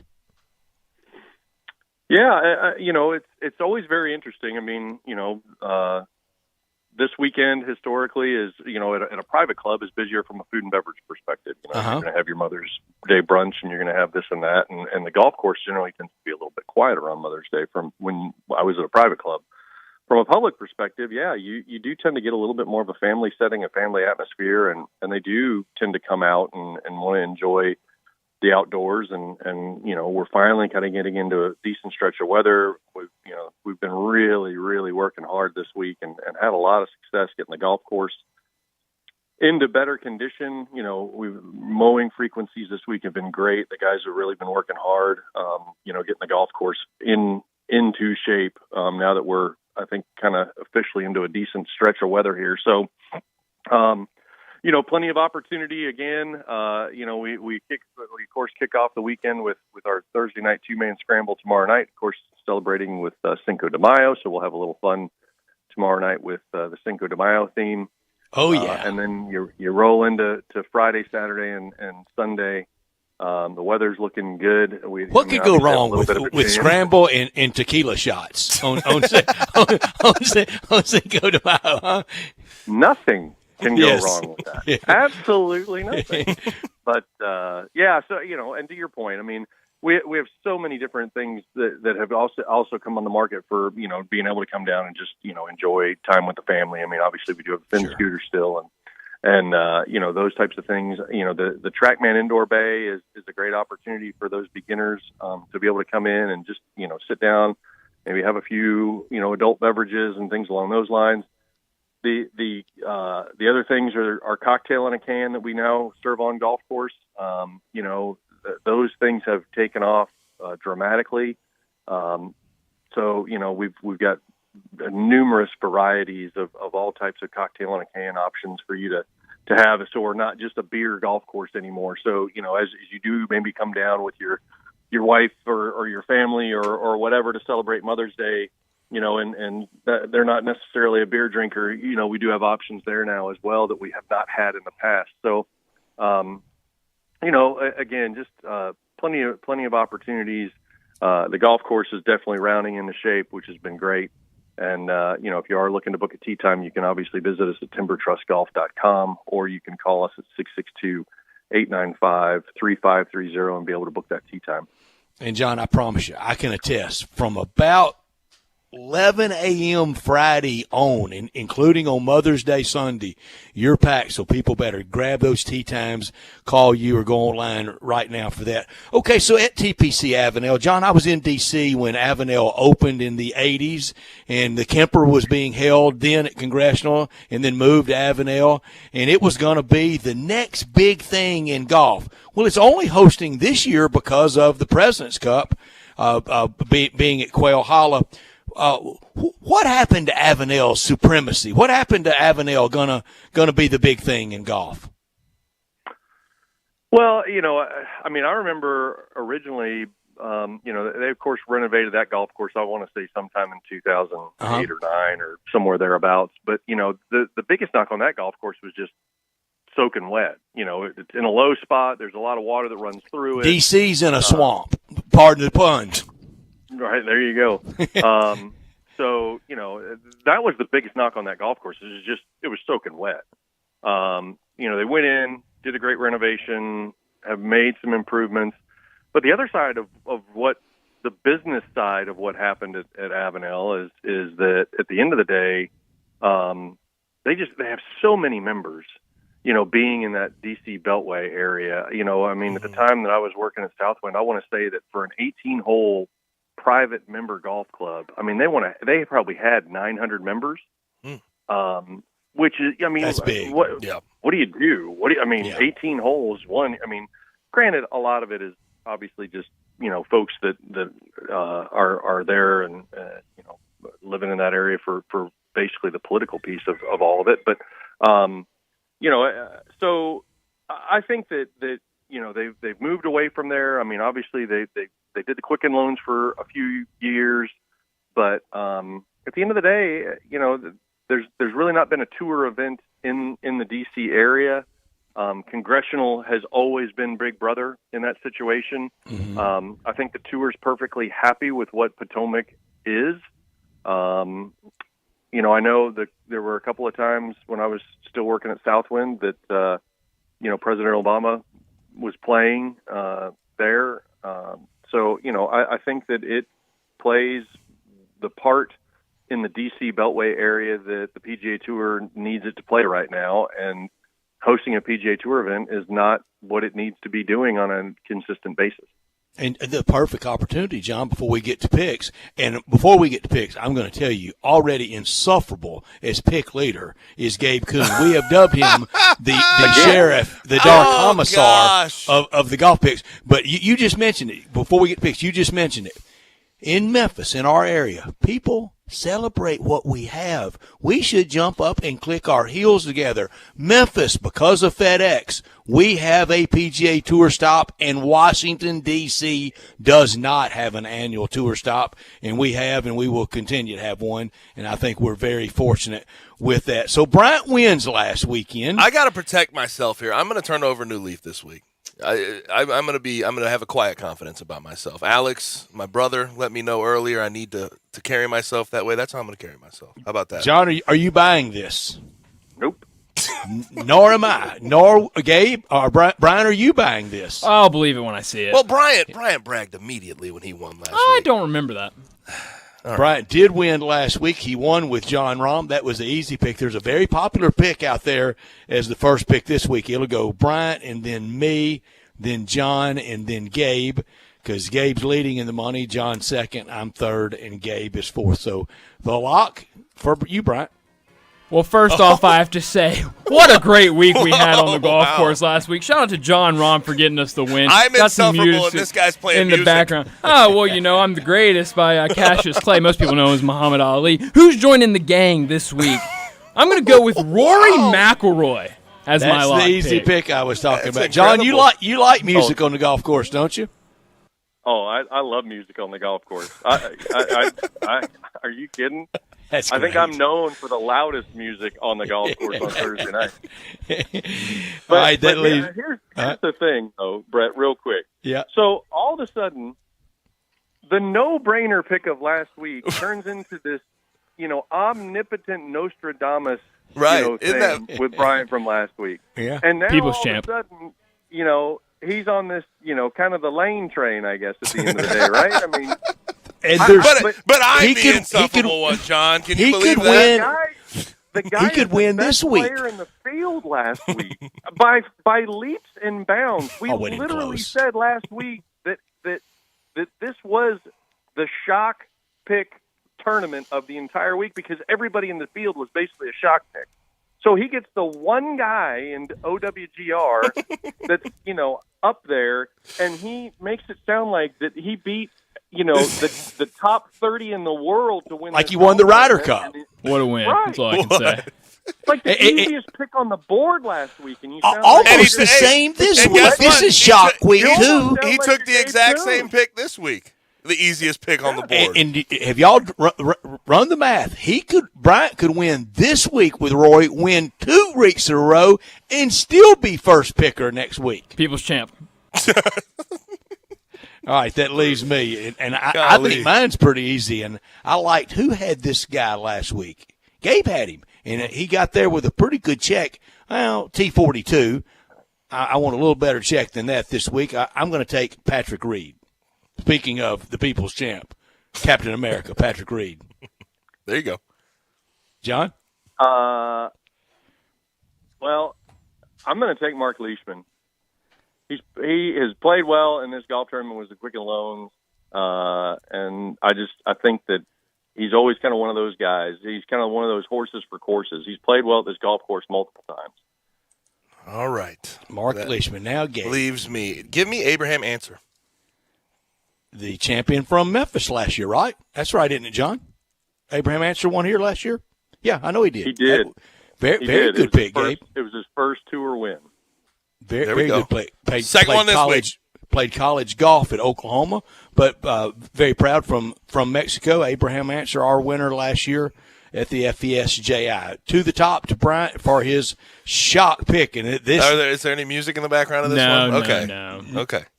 No fanfare. No. But, Gabe, I do have to tell you, that was a fantastic pick on your part. I think Abraham Answer is going to do a fantastic job this week, so I have to give you props the reverse psychology for that pick. I'm going to go with Gary Woodland as my shock. Not bad. Good one. Gary Woodland as your shock. I'm going to go with Mr. Hit it right down the irrigation line, get a big check, and smile and wave, Matt Kuchar. There you go. There you go. John? So I'm scratching my head right now as to how in the world it's got to be lack of play or something, but how is Webb Simpson 45th in the world? Yeah, that's something. I mean, was he not like a year or so ago? He was somewhere top 10, top 7, 8, something like that. But he had a little bit of a wrist injury. So that's what it is. Lack of play, a little bit of an injury. That's it. But Webb Simpson's my guy. You got it. That's a good one. Gabe? All right, let's see here. It's not like last week. I had 4 picks. Y'all took the first 3. I'm going to go with Brian Harmon this week. Is my shot. The lefty. Good pick, Brian Gabe. Harmon. Bryant? No, I'm not Brian. That was your pick. Bryant. You got so You're giving me Bryant, too many. You're giving me too many compliments. Brian has 2 U.S. Open winners as his team. One, Rory McIlroy, who won a U.S. Open at Congressional by 10 miles. He turned the course and it was unbelievable. Soaking wet U.S. Open. Soaking wet U.S. Open. He has Gary Woodland. I have Patrick Reed and Matt Kuchar. John, you have Mark Leishman and Webb Simpson. And Gabe, you have Abraham Answer and Brian Harmon. John, one more time. First, I'm going to say Happy Mother's Day to Christine. And I want you to give our listeners a number and a way to book tee times for the rest of this very busy Mother's Day weekend at Timber Trust. Absolutely. So you can visit us at timbertrustgolf.com, or you can call us at 662-895-3530 and book your tee time for this weekend. Absolutely. Good stuff, John. Enjoy, and thank you so much. And I'll send you the results Sunday night. And next week, PGA Championship. They'll be playing for the Wanamaker Trophy. Thank you, John. Appreciate it, John. All right. Y'all take care. Have a good week. You got it. You got a good one. We have to have a talk. We have to have a talk with Bryant, don't we, Brett? Brought his own fanfare. Listen, I know I am not the greatest. I know I go if First there's place. a tournament I win, I let you guys know it. But my gosh. Still waiting on my championship ring from last week. You win one tournament. Ring for a week? Still in last, so we're clear. You pick the outright favorite. Shortest odds to win the Do I tournament. need to bring up the music again? Sounds like you need it. You have and graduation this week. You're on the ones and twos, man. Well, actually, we do have to give him a shout out. Am I the greatest? Yeah. All right. That's how I feel right now, Gabe. Brian, the math, it exists that you could win. Let's say Rory wins. Let's say you win 1-5 this week. That would take you up to a round 3. You could still be first picker. Now, I'd probably have to come in second with Patrick Reed to get that big a second-place check. But you could still, after 2 weeks in a row winning, be picking first. That's never happened. That is unprecedented. You know, I'm honestly glad, Bryant, that you came along and you were a little worse than me, right? Because I was the one that was angering evereverybody, and you came with music. Well, it's just, it's I'd great. top you. I upstaged like being me. the best. I am happy about that. Now the pressure's off me this week. Abraham Answer's going to win. Yeah, love Abraham Answer. Great pick, Gabe. I don't know how many times I can tell you. Fantastic pick, Gabe. Thanks, Bryant. I'm glad y'all are into the picks. I know what we're into. We're into the NBA playoffs. Brett Norsworthy here for FanDuel. The playoffs are well into the second round, and now you can make every game feel like Game 7 on FanDuel Sportsbook, official partner of the NBA. Throughout the playoffs, all customers can place a no-sweat same-game parlay each week. You'll get up to $20 in free bets if you don't win. FanDuel, they have so many ways to play, so many ways to win, and best of all, when you do win, you'll get paid faster than a slam dunk. New to FanDuel? Just download the FanDuel Sportsbook app and sign up with promo code CASH to get your first bet risk-free up to $1,000. Again, that's promo code CASH. If you already have an account, you're all set to bet. No sweat. My same gamer tonight. I really like tonight the 76ers plus the points against Miami. That would be my free bet tonight. Either way, you'll get up to $20 in free bets if your same-game parlay during the playoffs. If it doesn't win, FanDuel Sportsbook, an official partner of the NBA, must be 21 or older and present in Tennessee. Refund issued as non-withdrawable free bets that expire 7 days after receipt. Max free bet, $20 per week. Restrictions apply. See full terms at sportsbook.fanduel.com. Gambling problem? Call the Tennessee Red Line at 1-800-889-9789. We grab a break. Still plenty to come on the show. NBA playoff discussion way back Wednesday. Brett's going to give me 5 questions about the good old days. See, that doesn't offend you, does it, when I say the good old days? They were pretty darn good. Yeah. Okay. The good old days. They're good now, though, though. For way back Wednesday. I'm not that guy. I am not.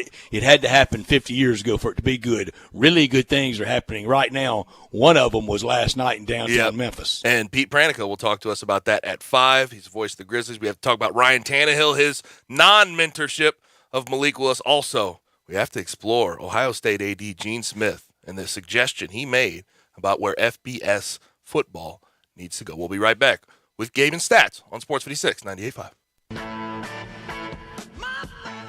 Start your day with Sports 56 Mornings with Greg Gaston and Eli Savoy. Weekday mornings from 7 to 10, right here on Sports 56 and 98.5 FM.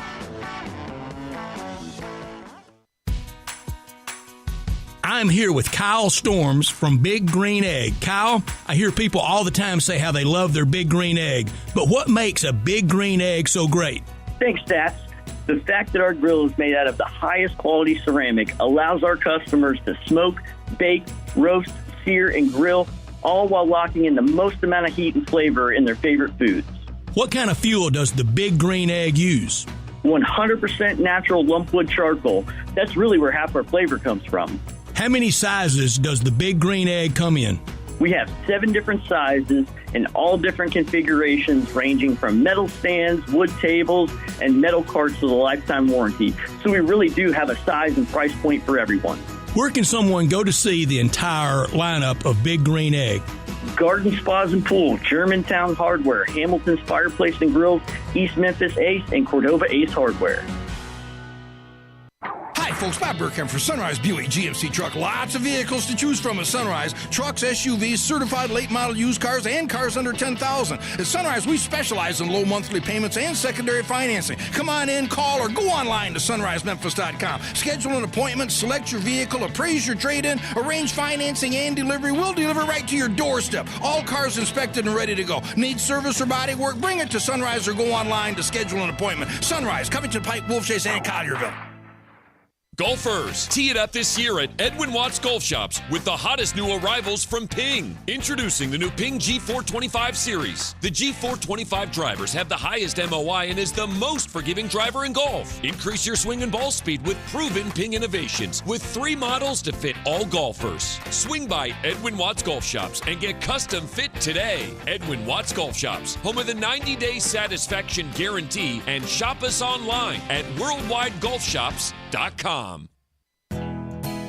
Nestled in the heart of East Memphis, located corner of Park and Cherry, is a beautiful residential neighborhood. I'm here at Town Village Audubon Park interviewing a new resident, Carolyn. Share with us why you chose Town Village. Well, if your parents or special friends need to make that big move, let me share with you my experience. It was tough for me to leave home, but then I discovered Town Village. I would like to highly recommend Town Village to you and your loved ones. After looking at all the amenities and meeting all the people and staff, I was hooked. From restaurant, bistro, 3 meals per day, housekeeping, transportation, security, health care, physical therapy, exercise room, and even a heated pool and spa. Come see us and make your new home at Town Village.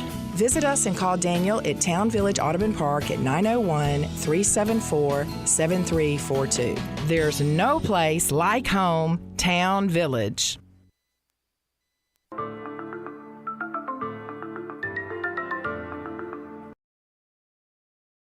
It's time on Sports 56 and 98.5 FM. This hour is brought to you by the Big Green Egg. How do you want that cooked? Burnt to a crisp or bloody as hell? Here once again are Gabe Kuhn and Brett Norsworthy. Back rolling Sports Time on Sports 56. Gabe Kuhn, Brett Stats Norsworthy. I'm Gabe. He's Stats. AutoZone listener line 901-360-8255. Get in the zone, AutoZone. Text us.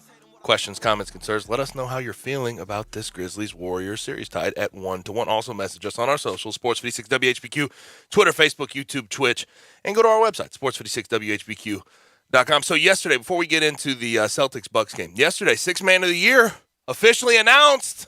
Our man Bubble Hero, Tyler Hero, wins. First Heat player ever to win the award, and he got 96 out of 100 first-place votes, but he had a heck of a year off the bench.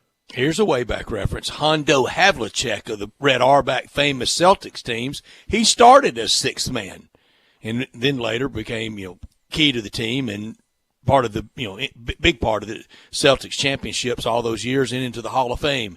Can Tyler Hero? Let's start calling him Hondo.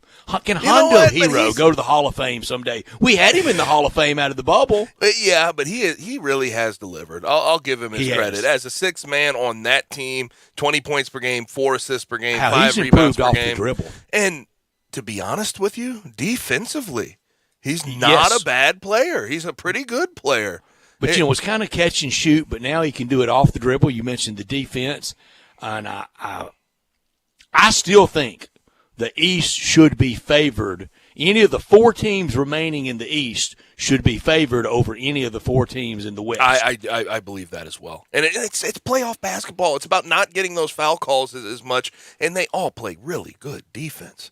All 4 of those East teams would be rough matchups for the Grizzlies. Yes. Well, I think anybody in the West. would have struggles. The Suns, and it's weird because they've had the injury to Devin Booker. You don't know how he's going to look the rest of the playoffs. But the Suns, I think, could match up relatively well with all of those teams. They play a decent brand of defense. They can slow it down. They can speed it up. Up 2-0 last year. Yeah. Yes. And it's crisp. It's just Chris Paul, too. Like, getting in those situations where he's that close. It's always that close, but no cigar with Chris Paul. And I've talked about it on this show. I think he avoids a lot of the criticism, but it is what it is. He's a great player, top 5 point guard. So you think in 2 weeks I'm going to be hating Golden State? I think you're right. I think you. So you don't have any of that feeling after last night and how everything played out? The seed definitely got planted. It bloomed for sure last night. It got watered in game 1 with it was in a Draymond hot house. Green. If nothing happened game 2, okay, fine. But it got watered in game 1 with Draymond Green pulling Brandon Clark out of the sky and then going on the next day on an emergency podcast speaking up against it. I think the Warriors hate's in full bloom, Brett. And we'll talk about it with Pete Pranica, the voice of the Grizzlies, when he joins us at the top of the 5 o'clock hour. But last night, that building, all night, it was brought. Yep. How they do it with game ops, how they do it with Grizz, how the music, the everything. It was just the perfect. The Illusionist at halftime too. How about that? The Illusionist was something. I can't get shirt and pants to match, and what they did. Tom Izzo was in the house too to watch his former players. I didn't know it. Yeah, Draymond Green, Jaren, never saw him. Xavier. Yeah, he was there. He was in attendance. Where's A-Rod? Was he going to come back to any more games? That's a cheap shot. Let's be real. His face was awfully red every time he was sitting courtside. If you catch my drift, he had a sipping tequila in his hand. His face was nice and his face was nice and warm. Memphis sitting courtside, beautiful last night. Oh my gosh, FedEx Forum was just unreal. Sellout. Growing up and going to all the professional teams that weren't major league, and the whole carrot and stick act we fell for with the NFL. I was sitting there last night. This is what I dreamed about. And on Sunday, I had a game with a friend who we went to a lot of those preseason games together to have this. And this is a shot. And I said this Sunday to him. I said, "This beats going to the USFL, doesn't it?" Gosh, no. Why you got to go after Birmingham? Why you got to go after that new stadium in Birmingham like that in the USFL? I got friends in that league. But seriously, though, my gosh. Or the AAF. Better than having the Sunday AAF. was great in defeat. Last night was So here's and you said you don't feel this way. I feel like this is opposite of the Timberwolves series. I feel like the Grizzlies have every reason to believe they should be up 2-0.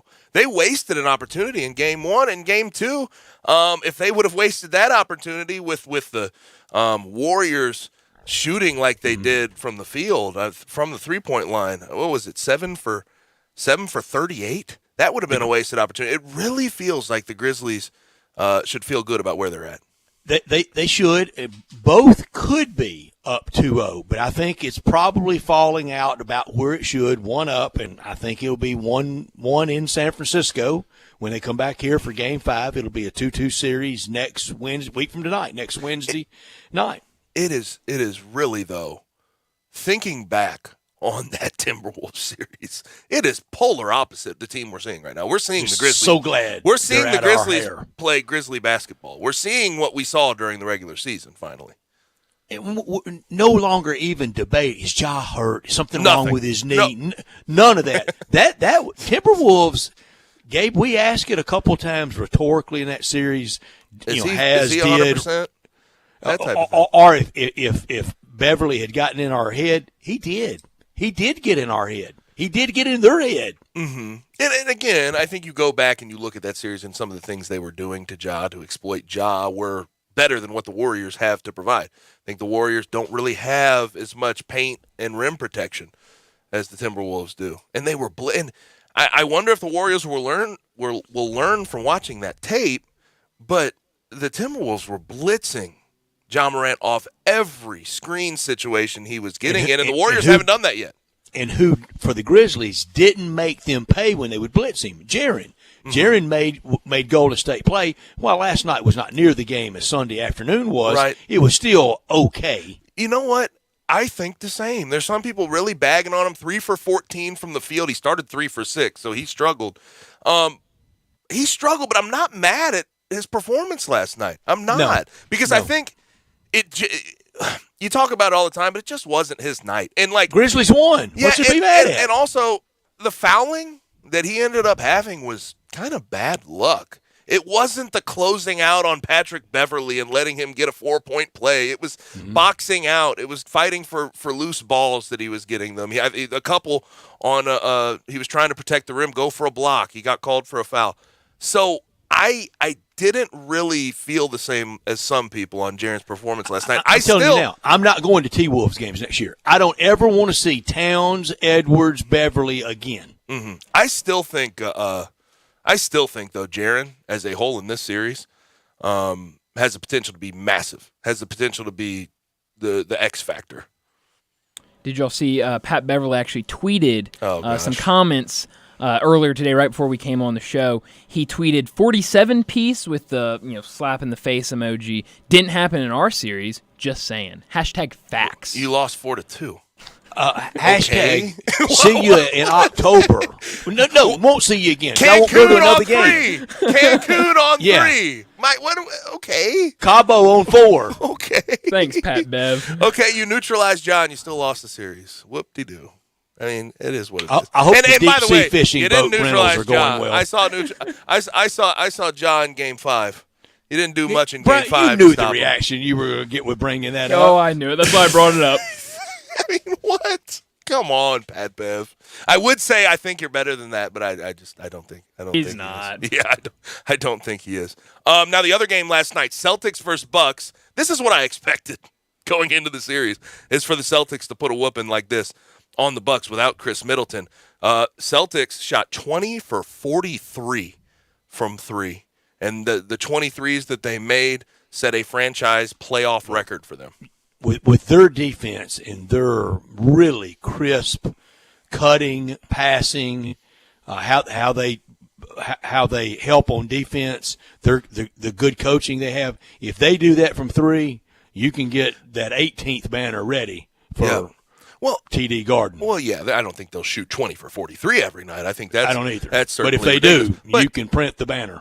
But yes, but they finally put pressure on the Bucks defense. In Game 1, they were just shooting over the defense the entire game. They finally started to drive. You had Jaylen Brown and Jason Tatum get into the paint, kick the ball out, and they made more threes and got more open threes because of it. Whereas before, in Game 1, it was just they were stagnant and not quite there. And also, Grant Williams, and this is where you go to NBA draft and all the process before it, and I think the Grizzlies have done a good job with this as well. And the Celtics, I have to give them credit as well. Peyton Pritchard's been good too. But don't overthink when you're drafting guys. Don't overthink when you're bringing guys onto the team, onto a franchise, onto a team. Because Grant Williams, there was everything said about his athleticism out of Tennessee, didn't have long enough arms, was never going to be able to be an offensive player. And 21 points last night, 6 for 9 from 3. He has developed into a very meaningful role player for the Celtics. I said it on Monday. I was more shocked about that outcome and that margin Sunday than I was about the Grizzlies' 1-pointer to Golden State. I agree. And I knew it was going to be tough for Giannis this whole series.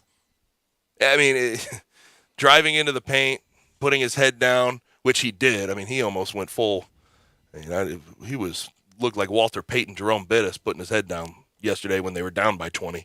But the Celtics are making him work. 11 for 27 in that game. And the one on Sunday, I think he was 9 for 25. And that's what you need to do to Giannis to neutralize him. You're not gonna keep him from getting to the line and getting his points and doing what he does on the defensive end. You just have to make it hard on him. Yes, you do. And tonight, it'll be fun to watch how those games play out. How much of the Stanley Cup will you watch tonight? Of the playoffs. You know, I got my Blues in action tonight. So Blues versus Wild again. 4 games. Let me drop my stat: 10-0-1. The Blues are versus the Wild in their last 11. If nothing else, he's consistent, Brian. He is consistent. Wild are minus 140 tonight. Oh wow! But Blues. Right now, look at that number. Get the plus money while you can. Get them in the plus money 10-0-1 on ESPN. Wow. Are you gaming on the hockey tonight? Oh yeah. You got hard-armed cash. I've bet on every single hockey game so far in the playoffs. Every? I've never bet a hockey game. Where's the Tennessee red line? Every? All of them. You mean every? All of them. Maybe I've missed one. I don't know. 889. Deploy the hotline. What a night we had last night. Like the red phone, the situation room. 89. Oh, my Lord, really? Every? Yeah. Yeah. So you bet the Blues, right? I did bet that game. Maybe I didn't bet all the games. Okay, I bet every game last night. I bet at least 2 in the first one. I've done pretty well. We had a great night of puck last night, if I can take a couple of seconds. We went to triple overtime. Yeah. You have a service? Well, I mean, we're all together here in the playoffs. We had to watch it. What a game. I was flipping back and forth from the Grizzlies to a fantastic triple overtime game. We had a lot of underdogs win last night. Man, tonight could be a great night. You know, I saw everybody giving credit to that Rangers Penguins game, and shout out, like, awesome, game. Good for them for getting into 3 OTs and finally ending it. Of course, the Penguins end up winning. A Vinny Malkin shout out, but they didn't score for 3 periods. No, they didn't. That's what made it exhilarating. Gabe, you're waiting exhilarating. for I was sitting there waiting for action to happen. NHL, it's you score in overtime, game's over. It's sudden death. So you're on the edge of your seat for every shot. One of I think it was the Penguins goalie had to come out because he was having some cramps. He'd been in there a really long time. We had actually water on the ice, which isn't good. Right. The goalie said he had been in the locker room eating a meal. Yeah, I mean, fantastic game. Some people, I was with my brother and one of my friends. They were getting a little frustrated at me because I was spending a little too much time on the Stanley Cup. Not enough time on the Grizz game. Preds. Ugh. Well, they're starting their backup goalie. Yusuf Soros is in rough shape. I guess in Colorado. Wow. 7-2. Our Preds? No, not my Preds. No. But 7-2. Avalanche just ugly stuff. Killed them. And also Calgary wins 1-0. Yeah, they did. Another fun game. Calgary. Shout out Calgary. And by the way, I heard had them money line. I was watching SportsCenter last night with Scott Van Pelt. He said Calgary. Did he really? I now have my confirmation. Although I didn't need it. Rob Fisher let us know. Rob Fisher let us know. That was enough confirmation. But I heard it again. He was the hockey guy. Yeah, he was. Rob has done everything, man. Rob has done everything. And done it all well. Of course he has. Now, let's go ahead and get to a break. When we come back, our final segment, hour number 2, it's going to be a way back Wednesday. Brett quizzes me on the good old days. When we come back on Sports Time with Gabe and Stats. Add a little fun to your lunch break. Join Johnny Radio for Sports 56 Happy Hour from 11 to 1 every weekday on Sports 56 and 98.5 FM. I often say they've set the bar for the way car business should be done at Homer Skelton Hyundai. You know how close that is. It's right there at Highway 78, Lamar Avenue, and Craft Road, the very first exit in Mississippi. I say it because they always come up with new innovations. And right now, when we've had all these shortages on new cars, Homer Skelton Hyundai is always going to come through for you. You won't pay more than the sticker price for a new car at Homer Skelton Hyundai. That's Chris True's pledge. You'll never pay more than sticker price. Those other guys, they could charge you a whole lot more for that new car because they know there's a shortage. That never happens at Homer Skelton Hyundai. That's part of the philosophy and the team that's been together for about 15 years now. You want the best of service? You want the best of products? It's the combination and the trust you'll always get from the best guys around, Homer Skelton Hyundai and Genesis of Olive Branch. Hi, everyone. This is President Donald J. Trump, and I'd like to invite you to join me and patriots from all over the country at the American Freedom Tour in your wonderful city, Memphis, Tennessee. I will be there live and in person on Saturday, June 18th, with a conservative dream team of my son, Don, Kimberly Guilfoyle, Mike Pompeo, Candace Owens, and many more. We'll all be motivated, excited, and ready to make America great again. This historic event happens just once in Memphis on Saturday, June 18th. I hope to see you there. You cannot afford to miss this one. America's best is yet to come. So let's do it together. Go to AmericanFreedomTour.com and get your tickets now while they last. They are going to be selling very, very quickly, as usual. I love you all. I will see you there. Go to AmericanFreedomTour.com for tickets as low as $9. And for a limited time, enter promo code AMERICA for a special discount. That's AmericanFreedomTour.com. Once again, AmericanFreedomTour.com. It's time for another season of golf at Miramichi. You know the spot, 15 minutes north of downtown in Woodstock. I call it heaven. It's 330 acres of natural beauty, 7,400 yards of championship-level golf, but there are several different tee boxes which make it fun or competitive for every level of golf. And the practice facilities are as good as any country club, and every round of golf comes with a cart and complimentary range balls. You can really improve your game, and you'll love the prices, too. Seniors can play Tuesday, Wednesday, and Thursday for as low as $33. Again, the golf cart and the range balls are thrown in. The standard weekday rates are as low as $44. Friday, it's $50, and on Sunday, it's $55. You'll love the view from the terrace. You look out and see the best view in all of Shelby County. The whole experience, it's just fantastic. Go check it out yourself at Miramichi. Everyone needs protection, whether you're on the field or on the road, so make sure you have the best. Bob Simpson State Farm Insurance can buckle you up with auto insurance, can back you up with life and health insurance, cover your business whether it's starting, growing, or maturing, and don't forget to insure your home, no matter if you're an owner or a renter. Like a good neighbor, State Farm is there. Call Bob Simpson today at 901-381-1233 or go online and get a free quote at bobsimpson.org. Stay protected with your good neighbor, Bob Simpson. Mother's Day is this Sunday, and if you're like me, all you want to do is give your mom a hug.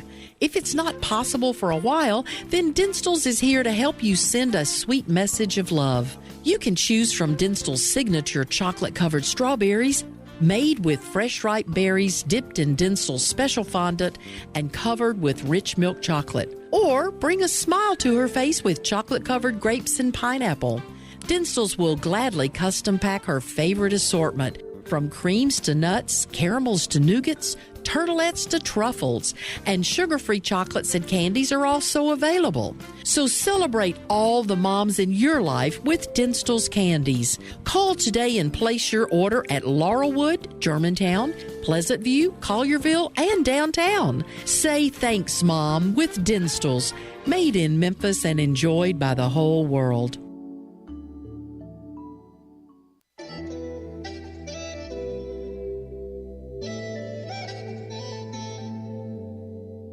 Now, back to Sports Time on Sports 56 and 98.5 FM. This hour is brought to you by the Big Green Egg. I think this is the best chicken I ever had. Here once again are Gabe Kuhn and Brett Norsworthy. Back rolling. Sports Time on Sports 56. Gabe Kuhn, Brett Stats Norsworthy. Now, there's one thing that Brett and I do on this show. It's unlike any other show nationwide. We bridge the gap, the generational gap. Let's go ahead and get to Way Back Wednesday.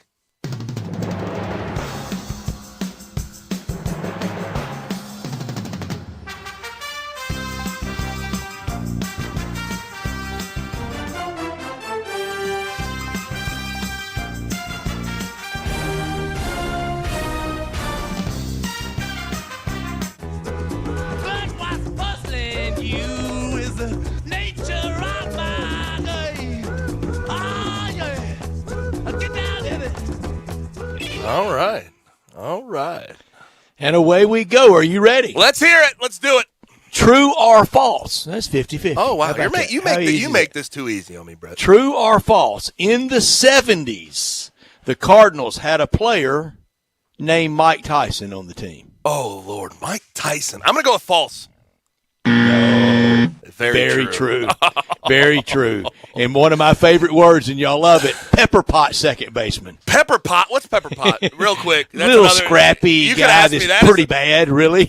You really could have asked me that as the second question. I wouldn't have got it. Pepper pot. I don't know about the pepper pot. Kind of bad, kind of average, like kind of small. Well, I mean, the Cardinals. Kind of like me in the 70s. Early 2000s, they had David Eckstein. He's a pepper pot? Very pepper pot. David Eckstein may be the pot. quintessential pepper pot. The definition, the living personification of pepper pot. Did you? There's actually love David Eckstein. Love David Eckstein. Yeah, David Eckstein was great. MVP of the 06 World Series. There's actually a story about him getting a bunch of mail because of his last name thought he was Jewish. It is a great story, and he's not Jewish. And a reporter goes up to him because Sandy Koufax was famous for during Yom Kippur. He wouldn't play. He would not play during the World Series, and and so many people around the world, Jewish people around the world, were so proud of him for taking that stand. And during the World Series with the Cardinals, a writer goes up to him and goes, why don't you take the stand of Sandy Koufax? He goes, I'm sorry, I don't even know who Sandy Koufax is. So the writer tells him all about it and said, well, why don't you take that stand? He goes, well, why should I? He goes, well, because your Jewish roots. He goes, I'm Episcopalian. Yeah. Great story. Great story.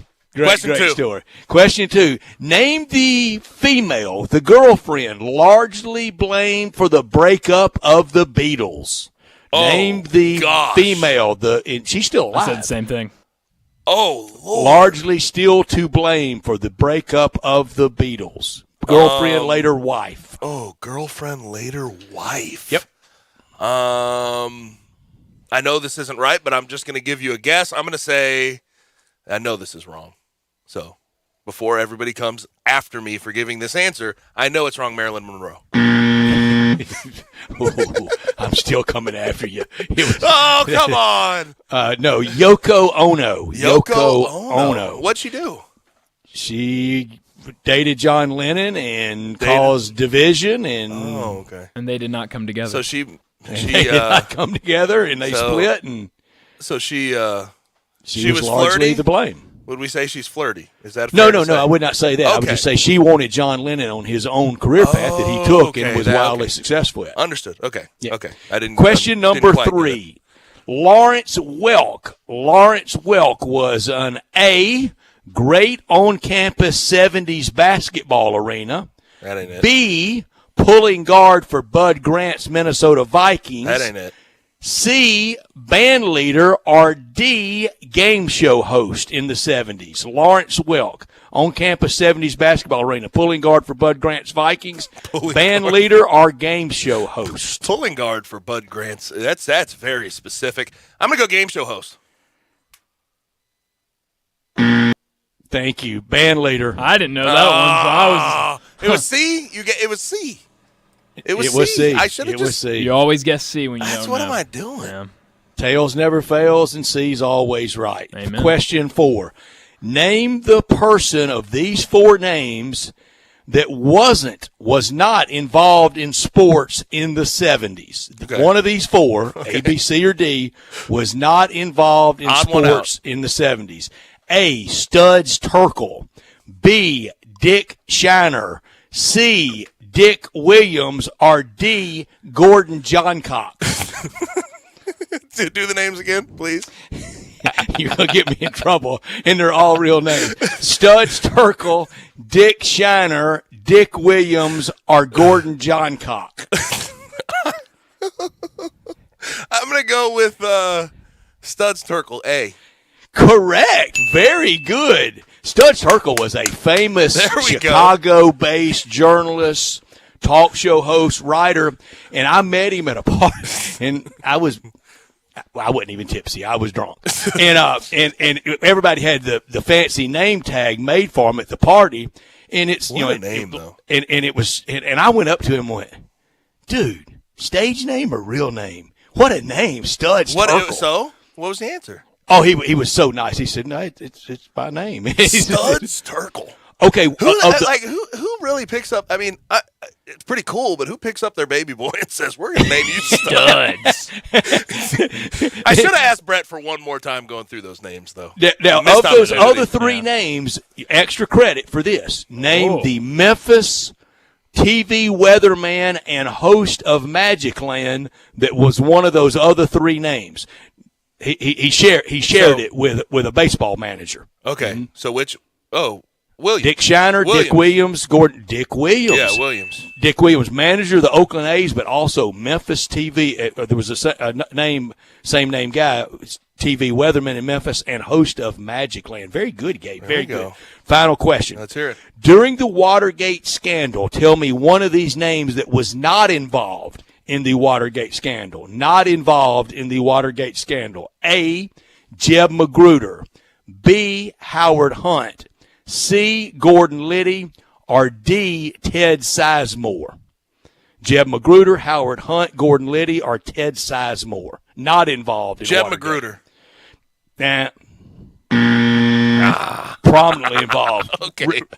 It was D, Ted Sizemore. Another pepper pot infielder for the Cardinals in the 70s. Love a good pepper pot infielder. Nothing like a pepper. Didn't strike out. Put the ball in play. Every time. Great fielder. Played hurt. Scrappy. First one in, last one to leave. Played with, smelled like Kramer Jesic every day. Pepper pot. That's a good one. Shout out to the pepper pots out there.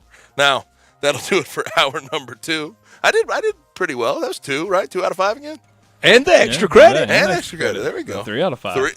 Okay, 3 out of 5. Well, if it's extra credit, it's extra. That's true. That's right. 3 out of 5. You'd be a bad teacher there, Brett, if you're making it not extra credit. Yeah, extra credit, but it just counts the but same. yeah, we're just making another question. That'll do it for hour number 2. Hour number 3 on the way. Still plenty to come. Plenty of Grizzlies discussion. We're going to start with Pete Pranica. Then we have some Ryan Tannehill to discuss as he had a presser yesterday discussing Malik Willis and said he does not have to be his mentor. We'll be right back on Sports Time with Gabe and Stats.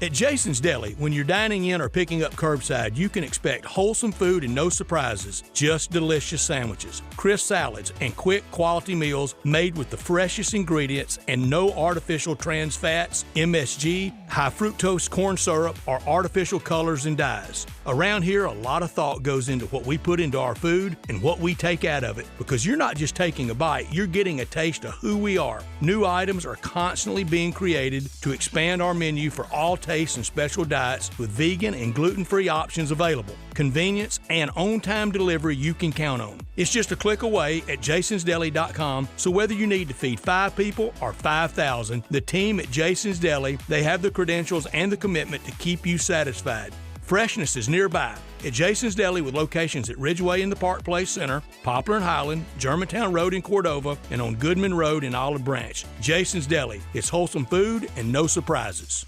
Are you tired of living paycheck to paycheck? Do you have nightmares about your finances? Are you struggling to save for emergencies? Are you wanting to buy a home and not sure how to get the funds to do so? Well, it's time to get a handle on your finances with a personalized session with Nicasia, your money coach and certified personal financial counselor with Tate Enterprise. She is available to help you create your vision of financial freedom. It all starts by booking your session today at NicasiaTate.com. That's NAKASIA Tate.com.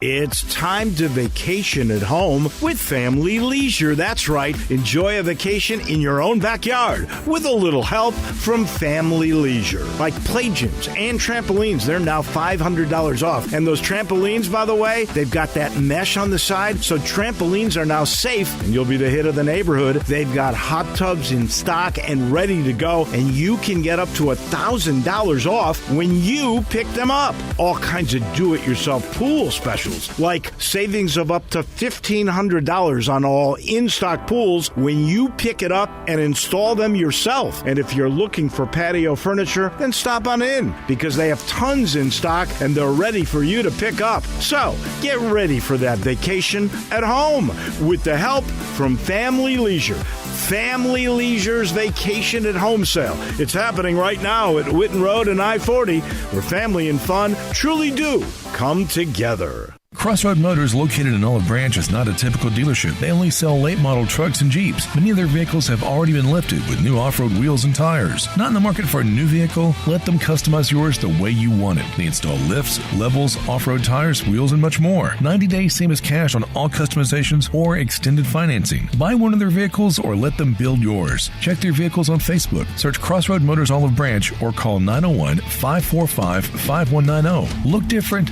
drive different. Back pain, muscle spasms, bulging or herniated disc, shooting hip and leg pain with tingling in the feet? Mid-South Wellness and Neuropathy Center has the answers with their advanced machine called spinal decompression. This spinal decompression machine has saved their patients from addictive pain meds and back surgery. Let Mid-South Wellness Neuropathy Center get you back to playing golf and getting restful sleep again. Located in the heart of the city in Eastgate at Park and White Station, Mid-South Wellness Neuropathy Center is easy to visit. Give them a call today and ask for the Johnny Harden Decompression VIP deal and save 40%. Call 901-495-2320 and again ask for the Johnny Harden VIP deal at Mid-South Wellness Neuropathy Center. 901-495-2320. Call today and feel better tomorrow. Mid-South Wellness Neuropathy Center, the answer to your pain. We are Sports 56, WHBQ Memphis, and W253DF Memphis, Flynn Broadcasting Stations.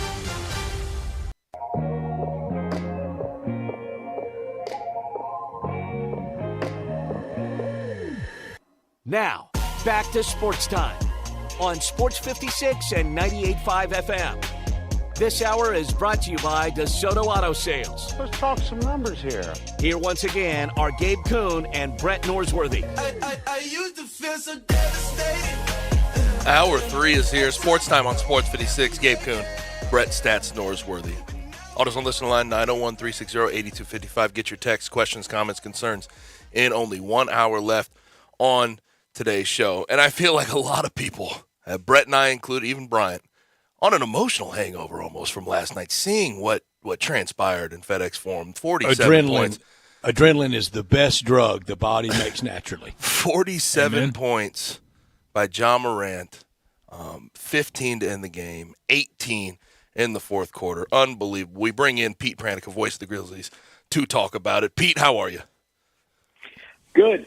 Yeah, a little adrenaline hangover for sure. That was it was a spectacular night, and it was kind of odd how it unfolded for me because we're doing the post-game shows for Valley Sports Southeast, and so I'm making my way down from the Pinnacle level to the event level so I can get out on the court and do a walk-off interview.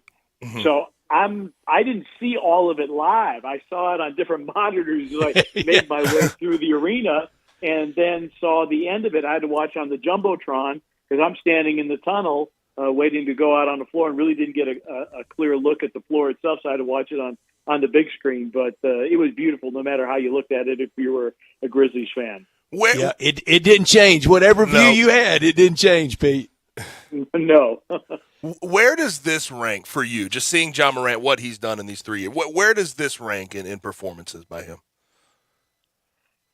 I always give added weight to playoff games. Right. The 52 against San Antonio was amazing. There's no question about that. There was a 47 in Game 2. The Grizzlies lost the game. When you consider all the factors and you weight it because it's a playoff game and because it was, in all intents and purposes, a must-win game for the Grizzlies. Mm-hmm. You go to San Francisco down 0-2, this really could get ugly. So when you consider that, what was at stake, the gravity of the situation, and his ability to simply take over a game the way, I know I'm invoking big names here, the way a Kobe or a Michael could take over games, Right. or LeBron James could take over games.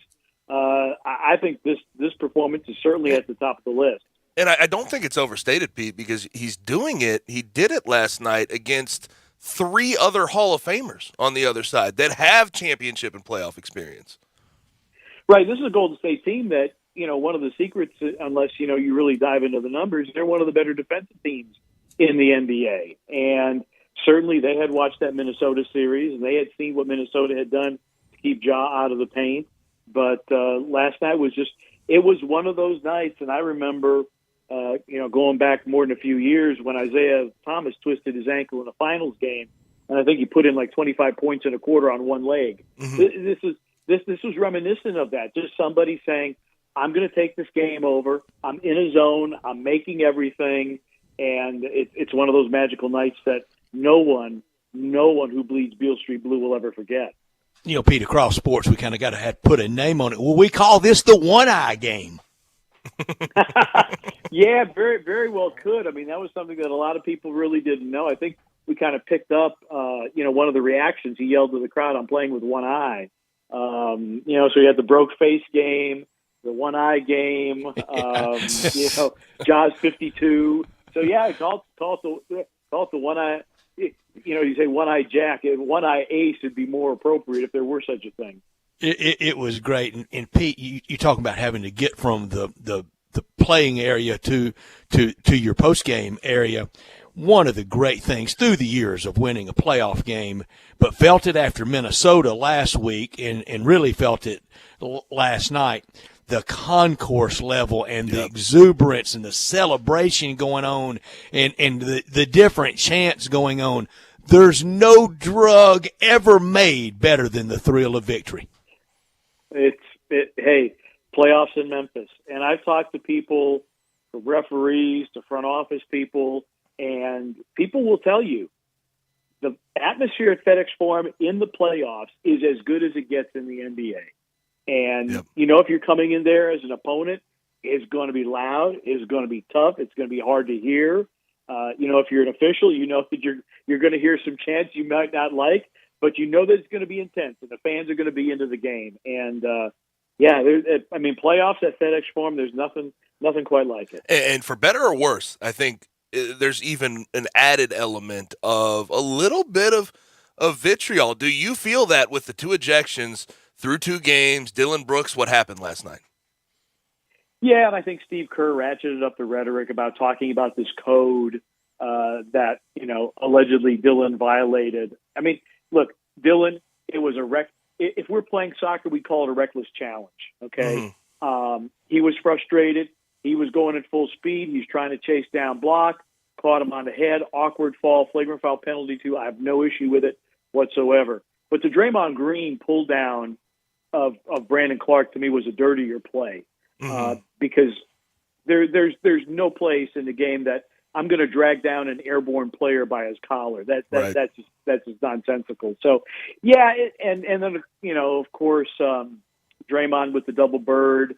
And even when he was ejected in game 1, doing a victory lap around the court. Right. It just kind of adds to it. And then visiting guest lecture about morality and ethics. That. Yeah. It's like, just stop.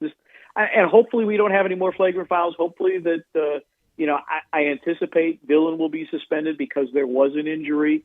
I think the league is going to take a long time to take a look. Did Golden State keep everybody on their bench? I'm not convinced that they did. So they have to take a long look at this. And I just hope that the vitriol takes a backseat to really excellent basketball. Because I would prefer this series be remembered best team for win. The quality of the play on the floor. Yeah, exactly. I'd rather this series be remembered for athletic performance rather than talking about flagrant fouls and suspensions. Mm-hmm. What do you think will happen ultimately with Dillon Brooks? Do you think the NBA will seek further punishments? It's seemingly based on what Steve Kerr, Draymond Green, Steph Curry, all the Warriors said after the game. That's what they're seeking, no question. Yeah, well, they were also seeking for Draymond Green's flagrant 2 to be knocked down to a flagrant 1 or a common foul. Yep. So you could search for it. I think the precedent was set earlier this year when Grayson Allen took out Alex Caruso and Caruso broke his wrist. So and there was additional punishment. It was in the moment, it was a flagrant foul too. He was ejected. But then there was, I think it was a 1-game suspension to Grayson for that incident.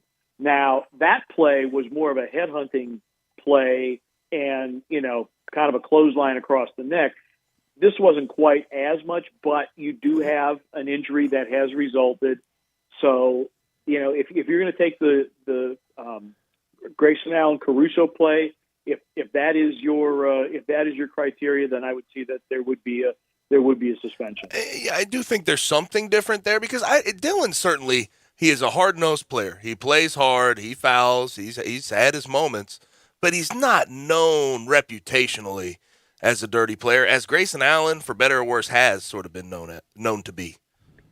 Yeah, and I don't know that the NBA is going to take that into account. Right. You have to. It's like we say, you can't officiate intent because you don't know. All you can officiate is the action, and so the only thing they can judge is the action. Was the flagrant foul penalty too that results in what we've been told is a fracture to the elbow for Gary Payton II. So they're but like I said, I think it's going to be a long review because they're going to have to go back. They're going to have to look because there were a lot of Golden State Warriors that started to inch up the baseline away from the bench area, and so I think sure did. The league's going to have to take a look at that and okay, what is defined by bench area? Okay, and I think. So we may not get resolution on this for another day or so. Pete Pranica, our guest, you hear him, you see him on Grizzlies coverage. He's the play-by-play voice of the Grizzlies alongside Brevin Knight and their whole crew doing such an excellent job. Rob Fisher on the sidelines, Chris Vernon also co-hosting on pre and post, and y'all have nailed it. Pete, I've told you this many times. I saw Brevin Sunday. Rob knows how I feel. What y'all have established is something that every TV, radio, broadcast crew that they dream of, to identify with the fans, rank and file, rich and not so rich, affluent, not so. Y'all have tapped into it. Y'all have made it work. You're to be commended, and it's so much fun to have y'all as our hometown announce team. Well, thank you. I appreciate that very much. It was humbling, because now we don't have anything to do before the game, so we're just kind of wandering around. Just kind of lobbing around, eating and visiting, weren't you? We're visiting and taking pictures, and had an opportunity to talk to Marilyn Pearl. I believe the anniversary of Arnold Pearl's death. Of course, Arnold was so instrumental in getting FedEx Forum built on time and under budget. I believe the anniversary of his passing is today. Had a chance to talk with her and with her daughter. Had a chance to talk to Pace Cooper and other folks around the building and take pictures and chat with people. So it's a lot of fun. But, we just really are grateful that the Grizzlies hired good people like Brevin and Fish. And this extends to our crew behind the scenes. I mean, our director, our producer, our replay guy, our graphics guy, we're all family. And everybody has their role, and they know what they need to do, and they do it to the best of their ability. And the finished product, I'm glad that everybody's very, very happy with it. I know we are, and we've doggone it. We wish we could be doing more games right now, but television contracts are what they are, so we're limited to post-game coverage. And I certainly second those sentiments that Brett just put out. You guys do a fantastic job, and I really mean that. Now, last night also, and the thing with the Grizzlies, it's youth. John Morant's 22. Brett and I remind each other of that every single day. Jaren Jackson's the same age. But last night, Zaire Williams, 20 years old, draws the challenge of guarding Steph Curry, does a good job, 14 points. What did you think of his minutes last night? I thought he was fantastic.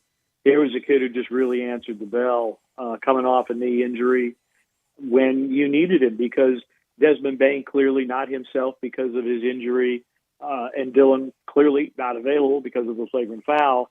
I love the kid. He's got a tremendous work ethic. He comes from a military family. Both his parents are military. There's no sense of entitlement. It's hard work. You talk to anybody affiliated with the Grizzlies, and they will tell you he is as hard a worker as anybody else. When he makes a mistake, he really gets down on himself. Really tries to be perfect. And kudos to Tayshaun Prince, because Tayshaun Prince, another Southern California guy, like Zaire, he really felt this kid could be a very, very good NBA player. When the Grizzlies picked him at 10, everybody was scratching their heads going, like, really? You know, you reached on this kid. Well, no, they didn't reach. I think they found themselves a keeper in Zaire Williams, and I'm just so happy for him because he's a quality young man and never really got to show very much at Stanford because of COVID and the crazy season that turned out to be. And I'm just very happy for him because he works really, really hard. Very coachable, great kid. That front office, it's nailed it. They have built so much trust that, we just don't need to second guess them. Pete Pranica, our guest. And Pete, now the series swings to Chase Center in downtown San Francisco. We know it's going to be electric. We know they're going to be right for the Grizzlies there on Saturday night. Two games there. This series could be 2-0 either way, but it's 1-1. That's what it is. Who's the one Golden State player that you don't want to see catch fire, and give me the Grizzlies player you think the best basketball has not been played by him yet, and it could catch fire in San Francisco for the Grizzlies. Well, the guy who's had a real rough series so far for Golden State has been Klay Thompson. I mean, he's not shooting well at all, and so that's a guy that you're really concerned about. Steph got his last night. Jordan Poole was limited a little bit after the big outburst in Game 1. I worry about Klay Thompson, frankly. What will be intriguing from a Grizzlies perspective is Steven Adams going to be available coming off of health and safety protocols and the impact he could have in Game 3. What you'd like to see is with all these days off between Games 2 and 3, how's Desmond Bane's back going to respond? Because, we were sitting up at the pinnacle level, and we could watch him walk and go like, hey, Bane's not right. And so, hopefully he can be in a better place physically to be another perimeter threat because, again, circling back to our conversation earlier, we anticipate, I think all of us anticipate, Dillon Brooks won't be available for Game 3. Maybe Game 4 too. I don't know, but you have to figure that he will miss Game 3. So Bane's got to be good, and maybe Zaire Williams takes another step. But the addition, I think, of Steven Adams is going to be huge because it's a Golden State team. Remember, the Grizzlies, by any metric, were the top rebounding team in the NBA. They've been out-rebounded the last couple of games. Offensive rebounds really hurt them in both of those games. And the other thing that Steven Adams does is, and you heard us talk about it on the telecast, he's that pulling guard. He creates some interference for John Morant to get to the rim. So, that would be that's kind of a long-winded answer, but I think that there are multiple ways of looking at Games 3 and 4. So with the rebounding, I certainly think, and I mentioned that earlier in the show, Steven Adams is needed. He is certainly going to play a bigger role in this series when he comes back than he did in that Timberwolves series. But how much of the rebounding battle has been just long, tough rebounds, and then the Grizzlies not being used to having to field those? Well, Gabe, you make a really good point. And I was going to say, long shots yield long rebounds. And, Golden State is not going to shoot 18% from three in Games 3 and 4. I just don't think it's going to happen. So there were a lot of long rebounds and a lot of tip rebounds. And I was looking at the highlights from the tip rebound that Zaire almost got. It ends up in the hands of Steph Curry, and then he banks in a three. Those types of things. You want to eliminate those, but sometimes the ball just doesn't bounce your way. And there were a number of potential rebounds that the Grizzlies just couldn't secure, and that ended up being, 3-point makes off the second chance opportunity. So Steven Adams will help. Maybe he gets some better bounces. But again, if they're going to shoot a ton of threes, which they will, there are going to be a lot of long rebounds. And so you have to kind of adjust your mentality. Hey, I'm not just rebounding within the paint or within the restricted area. I need to think about rebounding out to 15 feet because, a 3-point shot that hits the rim hard is going to carry them out to about 10, 15 feet. Pete, what's the travel schedule? I know the game's on Saturday. Is it kind of the normal day before, or will it be the 2 days before to maybe get out there a little early and acclimate to left coast time? Since we're not traveling, I haven't seen the itinerary, so I can't tell you. But I would imagine they're going to want to get out today. Today was a day off. I would imagine they would fly on Thursday so that they would have an extra day to get acclimated to the time zone change and just just to everything that's going on in San Francisco. Mm-hmm. Last thing for you, Pete. 45 threes last night the Grizzlies took, and they made 14. They did a good job of trying to knock them down and take them when they were being given to them. It won last night, but I guess the question now is the Grizzlies finding balance of getting into the paint as Ja did in the fourth quarter at will and taking those threes. Do you think they have found their balance yet in that regard? And I think Gabe's a really good point. Brevin and I were sitting next to each other and like, why are we shooting all these threes? Right. At one point, the Grizzlies, I think it was almost maybe 40% of their shots were threes. For the season, the Grizzlies were like bottom 3 in the league, right around 30% of their shots were threes.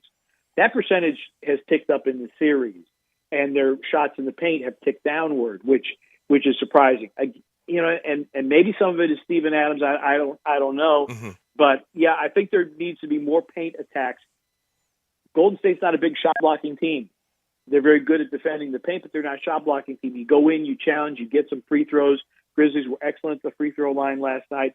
I would like to see them play more downhill than what they have in the first 2 games. They were very, very fortunate. They had the edge in threes last night. But, again, Golden State's not going to shoot 18% from 3. Mm-hmm. They just aren't. And those 3, Clay, Steph, Poole, 6 for 29, you just can't count on anything like that happening for the rest of the series. The series shifts to San Francisco on Saturday. Pete, we appreciate you joining us. Thanks. Oh, thanks for having me, guys. Have a good day. Thank you so much, Pete. Just outstanding to have you with us, and outstanding to watch their coverage on Post now is their games in, and that's part of it with the NBA, and I understand the big TV contracts, and I know a lot of people were really we were talking about it, Gabe, in our seating area how much we love Iron Eagle, but we love our hometown guys so much. This hour of our show brought to you every day by DeSoto Auto Sales at 5704 Goodman Road. Online at DeSotoAutoSales.com. They are very proud to serve DeSoto County and our entire area. All the cars test driven, all checked out thoroughly, bumper to bumper, head to toe, unlimited inventory, every make, every model. And if by chance it's not on the lot, they'll go find that special car that you want just for you. No shortcuts taken at DeSoto Auto Sales. You walk in and you're treated like family by kind, courteous employees, laid back atmosphere, down home environment, the anti-high pressure sales environment. But I tell you what you do get. You get people that care about your time, and they want you to enjoy the ultimate car experience. They know we live in a world today that time really matters. You find the car you want, you test drive that car, you get credit approved, paperwork completed, and you're out of there in 45 minutes or less. It's a guarantee at DeSoto Auto Sale. They've got it down. That simple, that streamlined. Go online and look at all the testimonials from repeat customers at DeSotoAutoSales.com. 662-890-7184. Come on down to DeSoto County for that town and country experience at DeSoto Auto Sales. We have about 30 minutes left in the show. We get to a break. When we come back from that break, we have to talk about some NFL, some international games, 5 in total, and also we have to discuss Ryan Tannehill. Ryan Tannehill had a presser yesterday talking about the draft class the Titans put together. He said it is not his job to mentor Malik Willis. We do that when we come back on Sportstime with Game and Stats. Join the voice of the Tigers, Dave Woloshin, for Wolo and Friends. Weekday mornings from 10 to 11 here on Sports 56 and 98.5 FM. Welcome to Triumph Auto Sales, where you'll have a great car buying experience. Triumph Auto Sales is your #1 source of quality pre-owned vehicles ranging from lease returns to new car trades, all at huge savings. Plus, Triumph has a full array of financing options to meet your needs. Find your next car online at TriumphAutoSales.com or stop in today at 4875 Elmore Road. Triumph Auto Sales will help you get the vehicle you want at the price you need and the service you deserve. For a great car and a great experience from a local and family-owned business, visit Triumph Auto Sales. In the alley since 1948, the world-famous Rendezvous. John, it's so good to see everything kind of getting back to normal. Brett, we've done a lot of ads before, but maybe it's time for me to do a recap. We have valet parking at the end of our alley on Monroe. On Fridays and Saturdays, we give away our wonderful red beans and rice until it runs out. And you know we like to do things local. Miss Barbara Jackson of O Taste and See has been making these wonderful chess and pecan pies, that's pecan, not pecan, and key lime pies for dessert. And we just started serving this wonderful gelato from Sweet Magnolia Gelato Company. And just to remind everybody, you don't eat cheese and sausage with a knife and fork. You take a cracker, you put sausage on it, you put a piece of cheese on it, a little mustard or a little sauce, take a bite and chase it with the pickle. Brett, we've always been the place for all gatherings, whether they're corporate, rehearsal dinners, retirement parties, birthday parties, whatever. We seat anywhere from 20 people to 250 people. And oh, by the way, we are now open for lunch from 11 o'clock on Tuesday through Saturday. Come see us at the Rendezvous. Nestled in the heart of East Memphis, located corner of Park and Cherry, is a beautiful residential neighborhood. I'm here at Town Village Audubon Park interviewing a new resident, Carolyn. Share with us why you chose Town Village. Well, if your parents or special friends need to make that big move, let me share with you my experience. It was tough for me to leave home, but then I discovered Town Village. I would like to highly recommend Town Village to you and your loved ones. After looking at all the amenities and meeting all the people and staff, I was hooked. From restaurant, bistro, 3 meals per day, housekeeping, transportation, security, health care, physical therapy, exercise room, and even a heated pool and spa. Come see us and make your new home at Town Village. Visit us and call Daniel at Town Village Audubon Park at 901-374-7342. There's no place like home, Town Village. Looking for a high-efficiency planting solution? The Case IH 2150 Early Riser Planter combines the industry's most accurate planter technologies with a rugged row unit for fast and uniform emergence. The Case IH 2150 Early Riser operates at your speed and adapts to unique field conditions so that you can maximize your yield potential. Stop in or call Mid-South Ag Equipment at 662-890-3141 to learn more. That's Mid-South Ag, your Case IH Equipment headquarters. If you want to make money in sales, Flynn Broadcasting wants you. If you can sell, Flynn Broadcasting has a great career waiting for you. If you can sell, we have great benefits, salary, commissions, sales leads, and a great place to work. Can everyone sell? No. But if you can, Flynn Broadcasting wants you. Apply today at jobs@flinn.com. Start your career today at jobs@flynn.com. Flynn Broadcasting wants you. Now, back to Sports Time on Sports 56 and 98.5 FM. This hour is brought to you by DeSoto Auto Sales. I couldn't believe it either, but that thing runs like new. Here once again are Gabe Kuhn and Brett Norsworthy. My nail tech knows how to keep it a little secret. I don't wish for my success, I speak it. I caught a buzz and you did too, but you tweaking. I look like I've been getting money, how reeking. You smell me, that's LV. Walk around with my chest out of my skin. Back rolling on Sports Time on Sports 56. Gabe Kuhn, Brett Stats, Norsworthy. I'm Gabe, he's Stats. NFL announced their international series today. International games in 2022. There's 5 of them in total, 3 in We London. are the world, aren't we? I guess so. And it's funny, though, because, like, thinking about NFL and how they've tried to make it an international game, it hasn't quite worked. Now, I think in Mexico in particular, the Mexico City game this year will be San Fran versus the Cardinals. I think Mexico has embraced it because it's very close to us, and they have embraced the game in Mexico. But in London, in Germany, I don't know if it'll ever catch on. I don't know if it'll ever catch on like they want it to. Now, the London series, the international sport of the big 4 sports that we primarily talk about is basketball. Yes, it is. It's the truth of it. Football, American football, just because think about American football. Yeah, rugby replaces it in some places.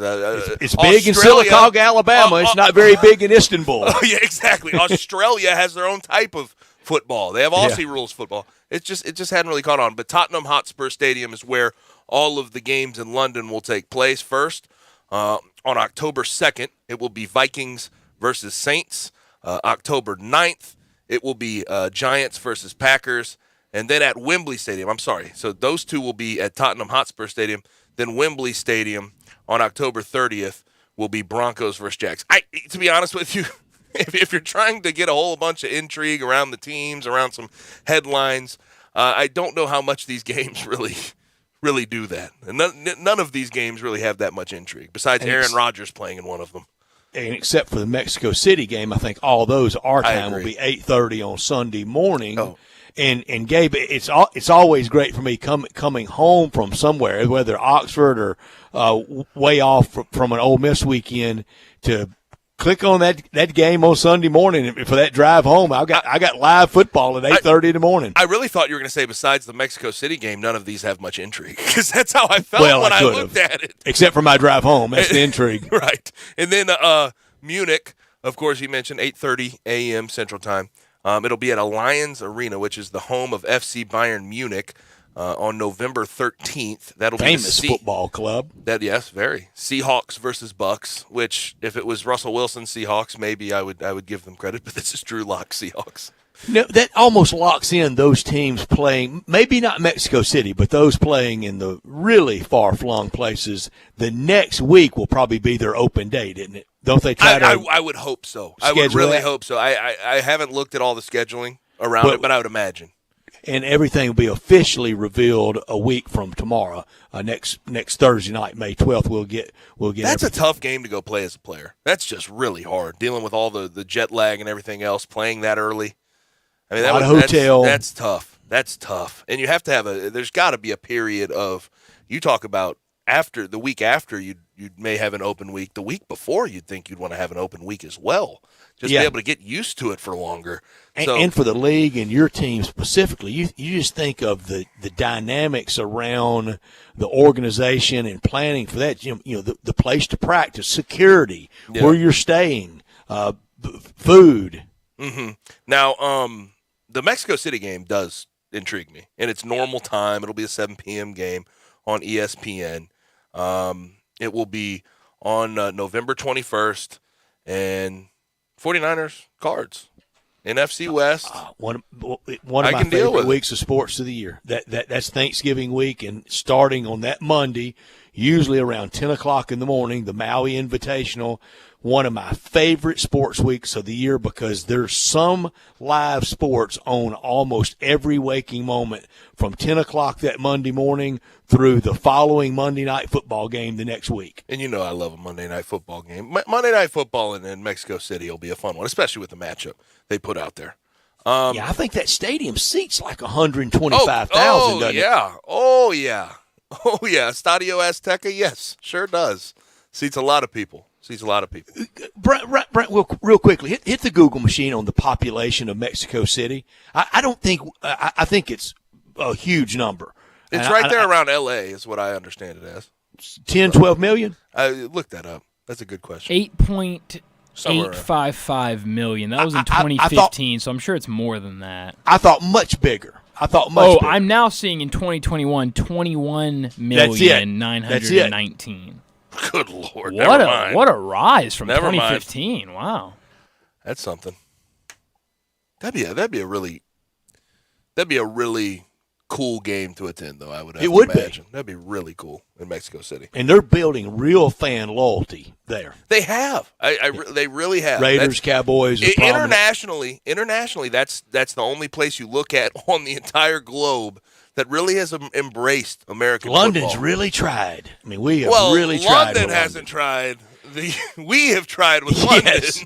London has not tried all that much. And Canada, I guess there's some intrigue, but they have their own league that they've had for a while now. It's just been the international outreach of the NFL has fallen flat on its face a lot. But we'll see how it goes. 5 games. Should be fun. Now, the big storyline from the NFL yesterday, and I want to play sound of this because I think a lot of things get lost in translation when you read it on a headline. I think you'd agree with that, Brett. When we read a headline, we just snap react to whatever the hell it says. But Ryan Tannehill says it is not his job to be Malik Willis's mentor. Of course, the Titans take him in the 3rd round of the 2022 NFL Draft. This is exactly how it sounded in the presser. In a quarterback room, in the same room, we're competing against each other. We're watching the same tape. We're doing the same drills. I don't think it's my job to mentor him, but if he learns from me along the way, then that's a great thing. Now, okay, I think when you read it on a headline, you say, "Oh gosh, what an a-hole." He doesn't care about his teammates. He's not a good teammate. You don't want to bring the guy along that could possibly be his replacement because he's looking over his shoulder. He's uncomfortable with it. He doesn't want to do that. And part of that could be true, but part of it is the fact that he's right. He doesn't have to be a mentor. That's not in his job description. Now, what usually mentorship becomes in these QB rooms, especially in the NFL and even in college, Brett, is a guy comes in and you learn by example. What's wrong with that? You're in the same meetings, you see the same film, you see the corrections, and you sort of adjust based on what you're seeing there. I don't think he has to take it upon himself to tell the guy behind him, hey, that's this is the coach's your job. Ryan Tannehill makes $100 million to do that job. He wants to continue to do that job. It always boggles the mind when we have these freakouts about quarterbacks saying that they're not going to mentor the guy behind them, and we've seen it in the past. It's the ultimate team sport, but there are times that you have to worry about the individual. And for Ryan Tannehill, it is just simply not his job. It's not incumbent upon him to groom anything. Maybe a little more, and maybe a little more in college, maybe.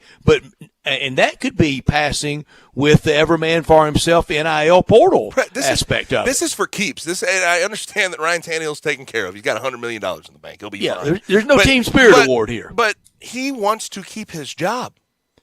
He wants to keep his job. Does. So he's not going to take off his pads and let Malik Willis take first team reps and just sort of pat him on the back and give him pointers. That's not how this thing works. I don't see anything wrong with it. And also, again, when you see the headline, it sounds a little worse than when you actually hear what he had to say. Do you think there's a little more grooming in college for a younger player? You as a senior helping a redshirt freshman? I think so. I think so. And like when you get to the NFL, you're talking about money that you may have to surrender if you lose your job. Money always comes into the equation. Time. So you have to understand where Ryan Tannehill is coming from. I will say this. I don't think it's ever a smart idea to say actively, out loud, that you're not going to mentor someone because it becomes a distraction and it makes you look a certain way. Gabe, I've said it forever. We ask them questions, then they give us the answers, and we don't like them. I agree with that. You know how I feel about this Ryan Tannehill situation. The only thing I would say to Ryan Tannehill is just be careful about how you're verbalizing things because we can twist things and turn things to how we want them to look. And I do put that on the media. That is the media's fault in a lot of ways. But there's so many of those situations. We rattled a couple off earlier. And people would be mad with me for saying that this is a media creation. I think the Ryan Tannehill storyline is yes, he said it. He said it. But it's a media creation. It's a media creation. But it's not. It was not David Woodley's job to groom Dan Marino. No. Hey, wait, off the subject. On the last night watching the hockey late, did I see the Pittsburgh Penguins? You know, one of the most famous names in the history of the city of Pittsburgh is Dan Marino. Playing at high school and college football there. Did I see that they had a Marino on the hockey team and that they had a hockey player named Blyer, like Rocky Blyer from the great 70s Steelers teams? That's two of the most famous names. And it was late when I got home and I was watching those highlights and I'm going, I know I'm hallucinating now. They do have John Marino. He's a defenseman for them. Okay. Do they have a Blyer, Bleir? I don't think so. They have a Boyle. They have a Boyle. Well, I was hallucinating then. Yeah, maybe. But you are correct. They do have a John Marino. But I was watching highlights and I saw a Marino. And it's way too late. Oh, it's okay. I was hallucinating last night during the high games. It was the Calgary game. There's a Tanev on Calgary. On Calgary. I'm so sorry. There's a Tanev on Calgary. There's also a Tanev on the Seattle Kraken. There's a lot of Evs. They're brothers. There's a lot of Evs in the NHL. They're brothers, and they look a lot alike. And I sat there for about 45 minutes going, when did we trade Brandon Tanev to Calgary? And only to look up and know that was his brother. But for a while there, I thought I was losing my mind. Yeah. So I feel for you, Brett. Don't worry. Thank you. Yeah. Marino, and there was not a Blyer, though. You are correct about Marino. And people, get your minds out of the proverbial gutter. Gordon Johncock was a famous Indianapolis 500 car racer in the 70s and won the Indianapolis 500 in 1982. Are they getting after you? Are they getting after you? Yes, please, Golly, people. take it easy. Decorum. Just saying names. We're just It's bringing up famous sports names. That's all this is. Come on, Dick Williams. Exactly. Gordon manager of the A's. Yeah. Dick Williams was a great manager of the A's. Charlie O'Finley A's. Yeah. So, hey, what are you gonna do?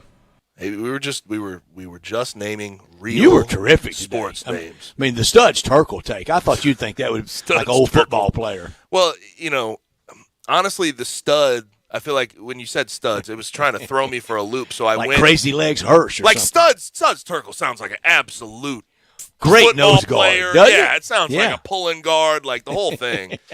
So I had to go with Play the for one. Lombardi. Usually, it's the most obvious one that is going to deceive you. So I I'll have went to that learn way. that. Now, I'll have to learn that. So we were talking about Ryan Tannehill, Dan Marino, Yeah, the whole mentorship thing. No, it's never been that way in the past. And Brett Favre said it about Aaron Rodgers. Aaron Rodgers, by the way, if you look at how he progressed, even without being quote unquote mentored and just learning by himself, it looked like he was okay. It looks like he is he's carved out a role. Favre didn't acknowledge in his the NFL. existence. And then we had it He last wouldn't year. even speak to him. Or we had it last year with Aaron Rodgers saying about Jordan Love. It's bizarre to see the freak out we continue to have collectively, and I'm not part of it, but we continue to have collectively around a quarterback saying that his replacement is not going to be quote unquote mentored by him. It's not in his job description when he signed his contract Or any other position. They did, but when they sign those contracts, it's not in the.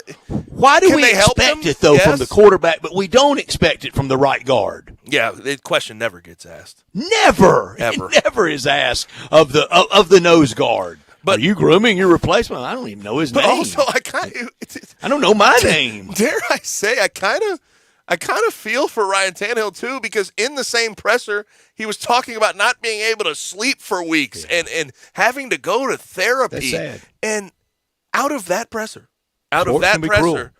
he gets basically lambasted through social media and in the news cycle. So that's tough. And the deep scar, what he said about the playoff loss to the Bengals, yes, he played badly. He was the reason they lost that game. We have talked about how we think of Ryan Tannehill as a football player. We think he's relatively average as a quarterback.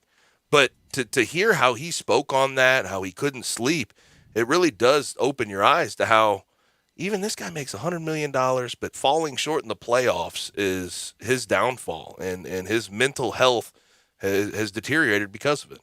I'm trying to think of who the quarterback from a Super Bowl loss that's gotten the most blame of it. Because Jim Kelly didn't, and he was so good, and he went to the Hall of Fame. I'm trying to think of who. Greg Morton got a lot of blame for Cowboys losses. Jimmy G. Jimmy G's a good one. He sure is. Matt Ryan got blamed pretty good, too, for the 28-3 issue, even though I don't think it was on him. But both, by the way, Kyle Shanahan products. Sure was. But Jimmy G got hammered. Jimmy G got hammered for. Yeah, I said he was the next Rex Grossman. He's a little better than Rex. I'll say that. He's a little better than Rex, but all he had to do is make one more throw against the Chiefs. That's it. You're right. You are correct. They got that big lead and just surrendered it little by little. Now let's go ahead and get to our final break of the day. When we come back, it's officially time for Taco Bell Crunch Time. Get your afternoon started with Peter Edmiston and Anthony Sang and Sports 56 Grind Time. Weekdays from 1 to 3 on Sports 56 and 98.5 FM. Acura of Memphis invites you to experience the all-new, completely redesigned 2022 Acura MDX. It's the most advanced SUV Acura has ever built. Experience the convenience of full connectivity, including built-in Alexa, Wi-Fi hotspot, and wireless charging, from the stunning interior complete with third-row seating. Stop by our state-of-the-art facility and take advantage of our aggressive APR offers today at Ridgeway and 385. Or shop online from the convenience of home now. Visit AcuraofMemphis.com. Hi, this is Troy Fiveash, owner of Fiveash Roof Services. If you need a new roof for your home or business, we hope to hear from you and will work hard to earn your business. We are experts and certified in residential and commercial roofing, siding, and gutter installation. I have been serving the Memphis area for over 20 years, and now with 2 of my sons working with me, we plan to be here for years to come. So if you need a roof, please give us a call. On a personal note, what a great time it is to be a Memphis sports fan. With the Grizzlies and the Redbirds and 901 FC, not to mention Tigers football and basketball, it's going to be a fun year. Thanks to Coach Silverfield and Coach Hardaway and their staffs for their dedication to the student and athletes, the University of Memphis, the City of Memphis, and us fans. Fiveash Roof Services, a proud partner of the Memphis Tigers and the official roofer of the Tigers home team. Fiveash Roofing, fair, honest, and ethical. 367-0050 or memphisroofer.com. 367-0050 or memphisroofer.com. Fiveash Roofing, it's what we do. We're here for you. Hi, everyone. This is President Donald J. Trump, and I'd like to invite you to join me and patriots from all over the country at the American Freedom Tour in your wonderful city, Memphis, Tennessee. I will be there live and in person on Saturday, June 18th, with a conservative dream team of my son, Don, Kimberly Guilfoyle, Mike Pompeo, Candace Owens, and many more. We'll all be motivated, excited, and ready to make America great again. This historic event happens just once in Memphis on Saturday, June 18th. I hope to see you there. You cannot afford to miss this one. America's best is yet to come. So let's do it together. Go to AmericanFreedomTour.com and get your tickets now while they last. They are going to be selling very, very quickly, as usual. I love you all. I will see you there. Go to AmericanFreedomTour.com for tickets as low as $9. And for a limited time, enter promo code AMERICA for a special discount. That's AmericanFreedomTour.com. Once again, AmericanFreedomTour.com. Did you know nearly 40% of men under 40 and over 75% of men over the age of 40 experience sexual performance concerns? At the Memphis Men's Clinic, their experienced physician performs a comprehensive evaluation that determines which specific issues may interfere with your sexual performance. These issues can vary and range from anxiety to medical issues, low testosterone, or erectile dysfunction. The Memphis Men's Clinic has evaluated hundreds of men of all ages over the years and reestablished a normal sexual life. The Memphis Men's Clinic will work aggressively to resolve issues and allow you to restore your sexual health and overall well-being. That's the Memphis way. If you're 20 years old or 90 years old, come and get cared for the Memphis way. Treatment that's based on your specific needs after a professional clinical evaluation by their experienced board-certified physician. Call the Memphis Men's Clinic today at 901-443-0475 or visit memphismensclinic.com.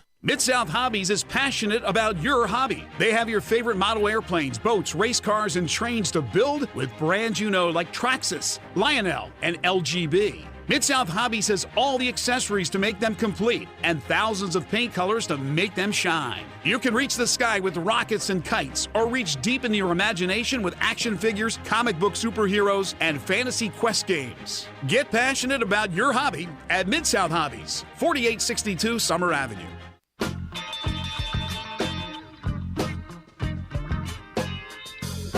Now, back to Sports Time on Sports 56 and 98.5 FM. This hour is brought to you by DeSoto Auto Sales. You drove it, you love it. What more do you need to know? Here once again are Gabe Kuhn and Brett Norsworthy.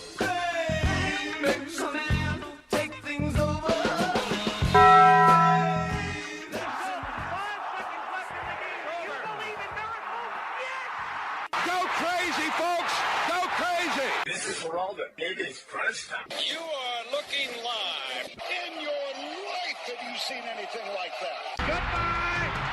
Hello, Haskins. It's obviously crunch time. Hammer, nail, coffin. This baby is over. The double steak grilled cheese burrito, so good. Double the steak with nacho cheese sauce, seasoned rice, red strips, sour cream, and the 3-cheese blend wrapped inside a warm flour tortilla, with even more 3-cheese blend grilled on the top. The double steak grilled cheese burrito, it hits the spot now at Taco Bell. And at Taco Bell, when they say they are feeding people's lives with unexpected good, they mean it. Bowl food you can't get anywhere else. What I learned today is first it was Jack Swarbrick.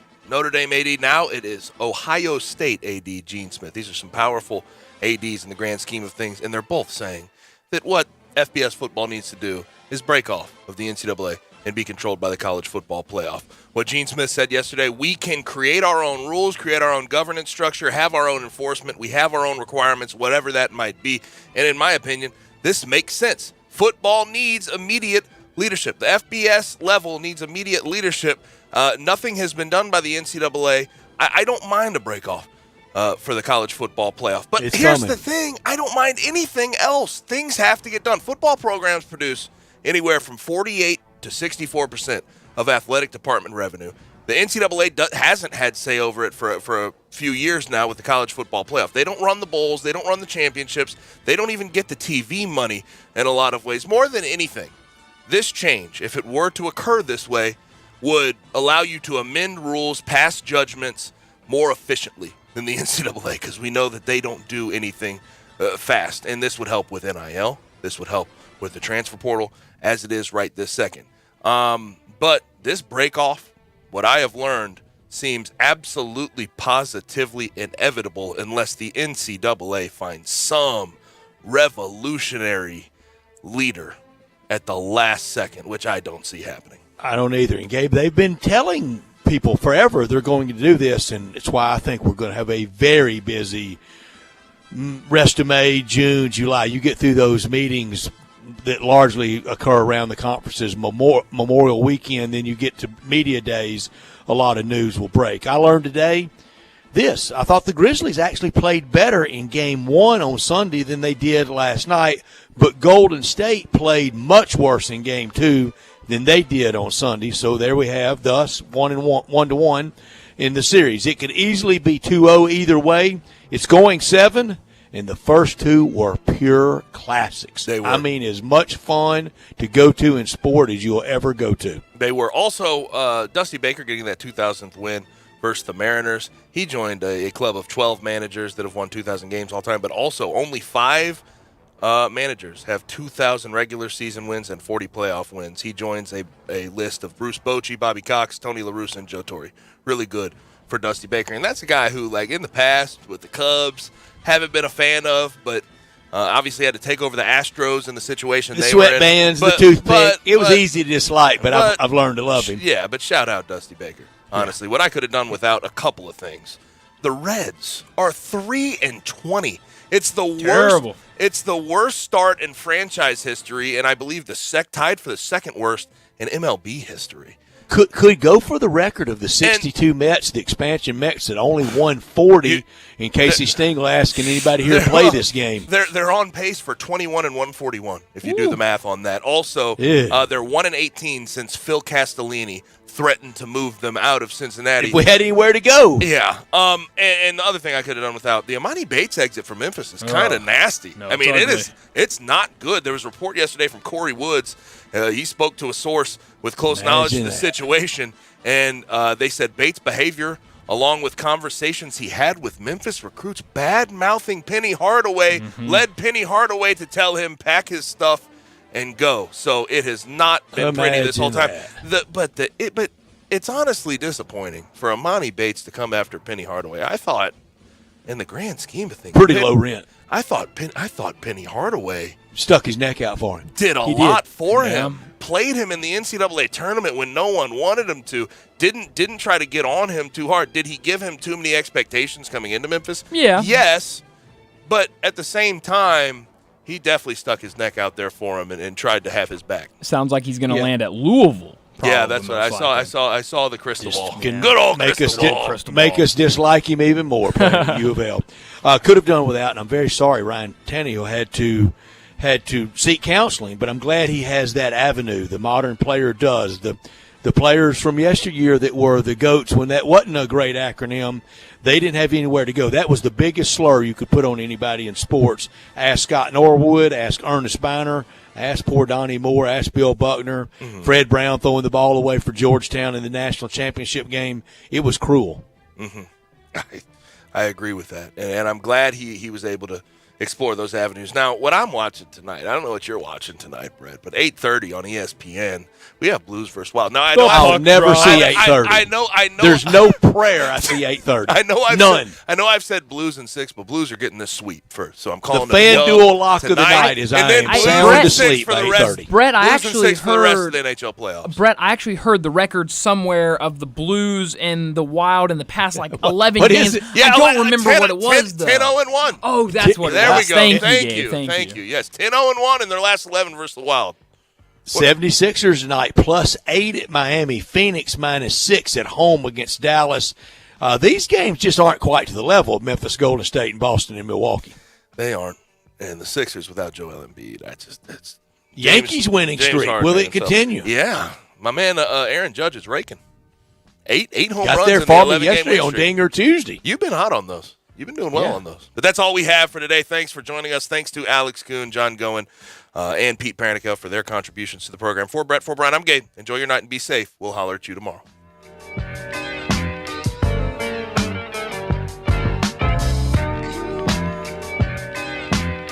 Gabe, you okay? I had a really big lunch. What'd you have?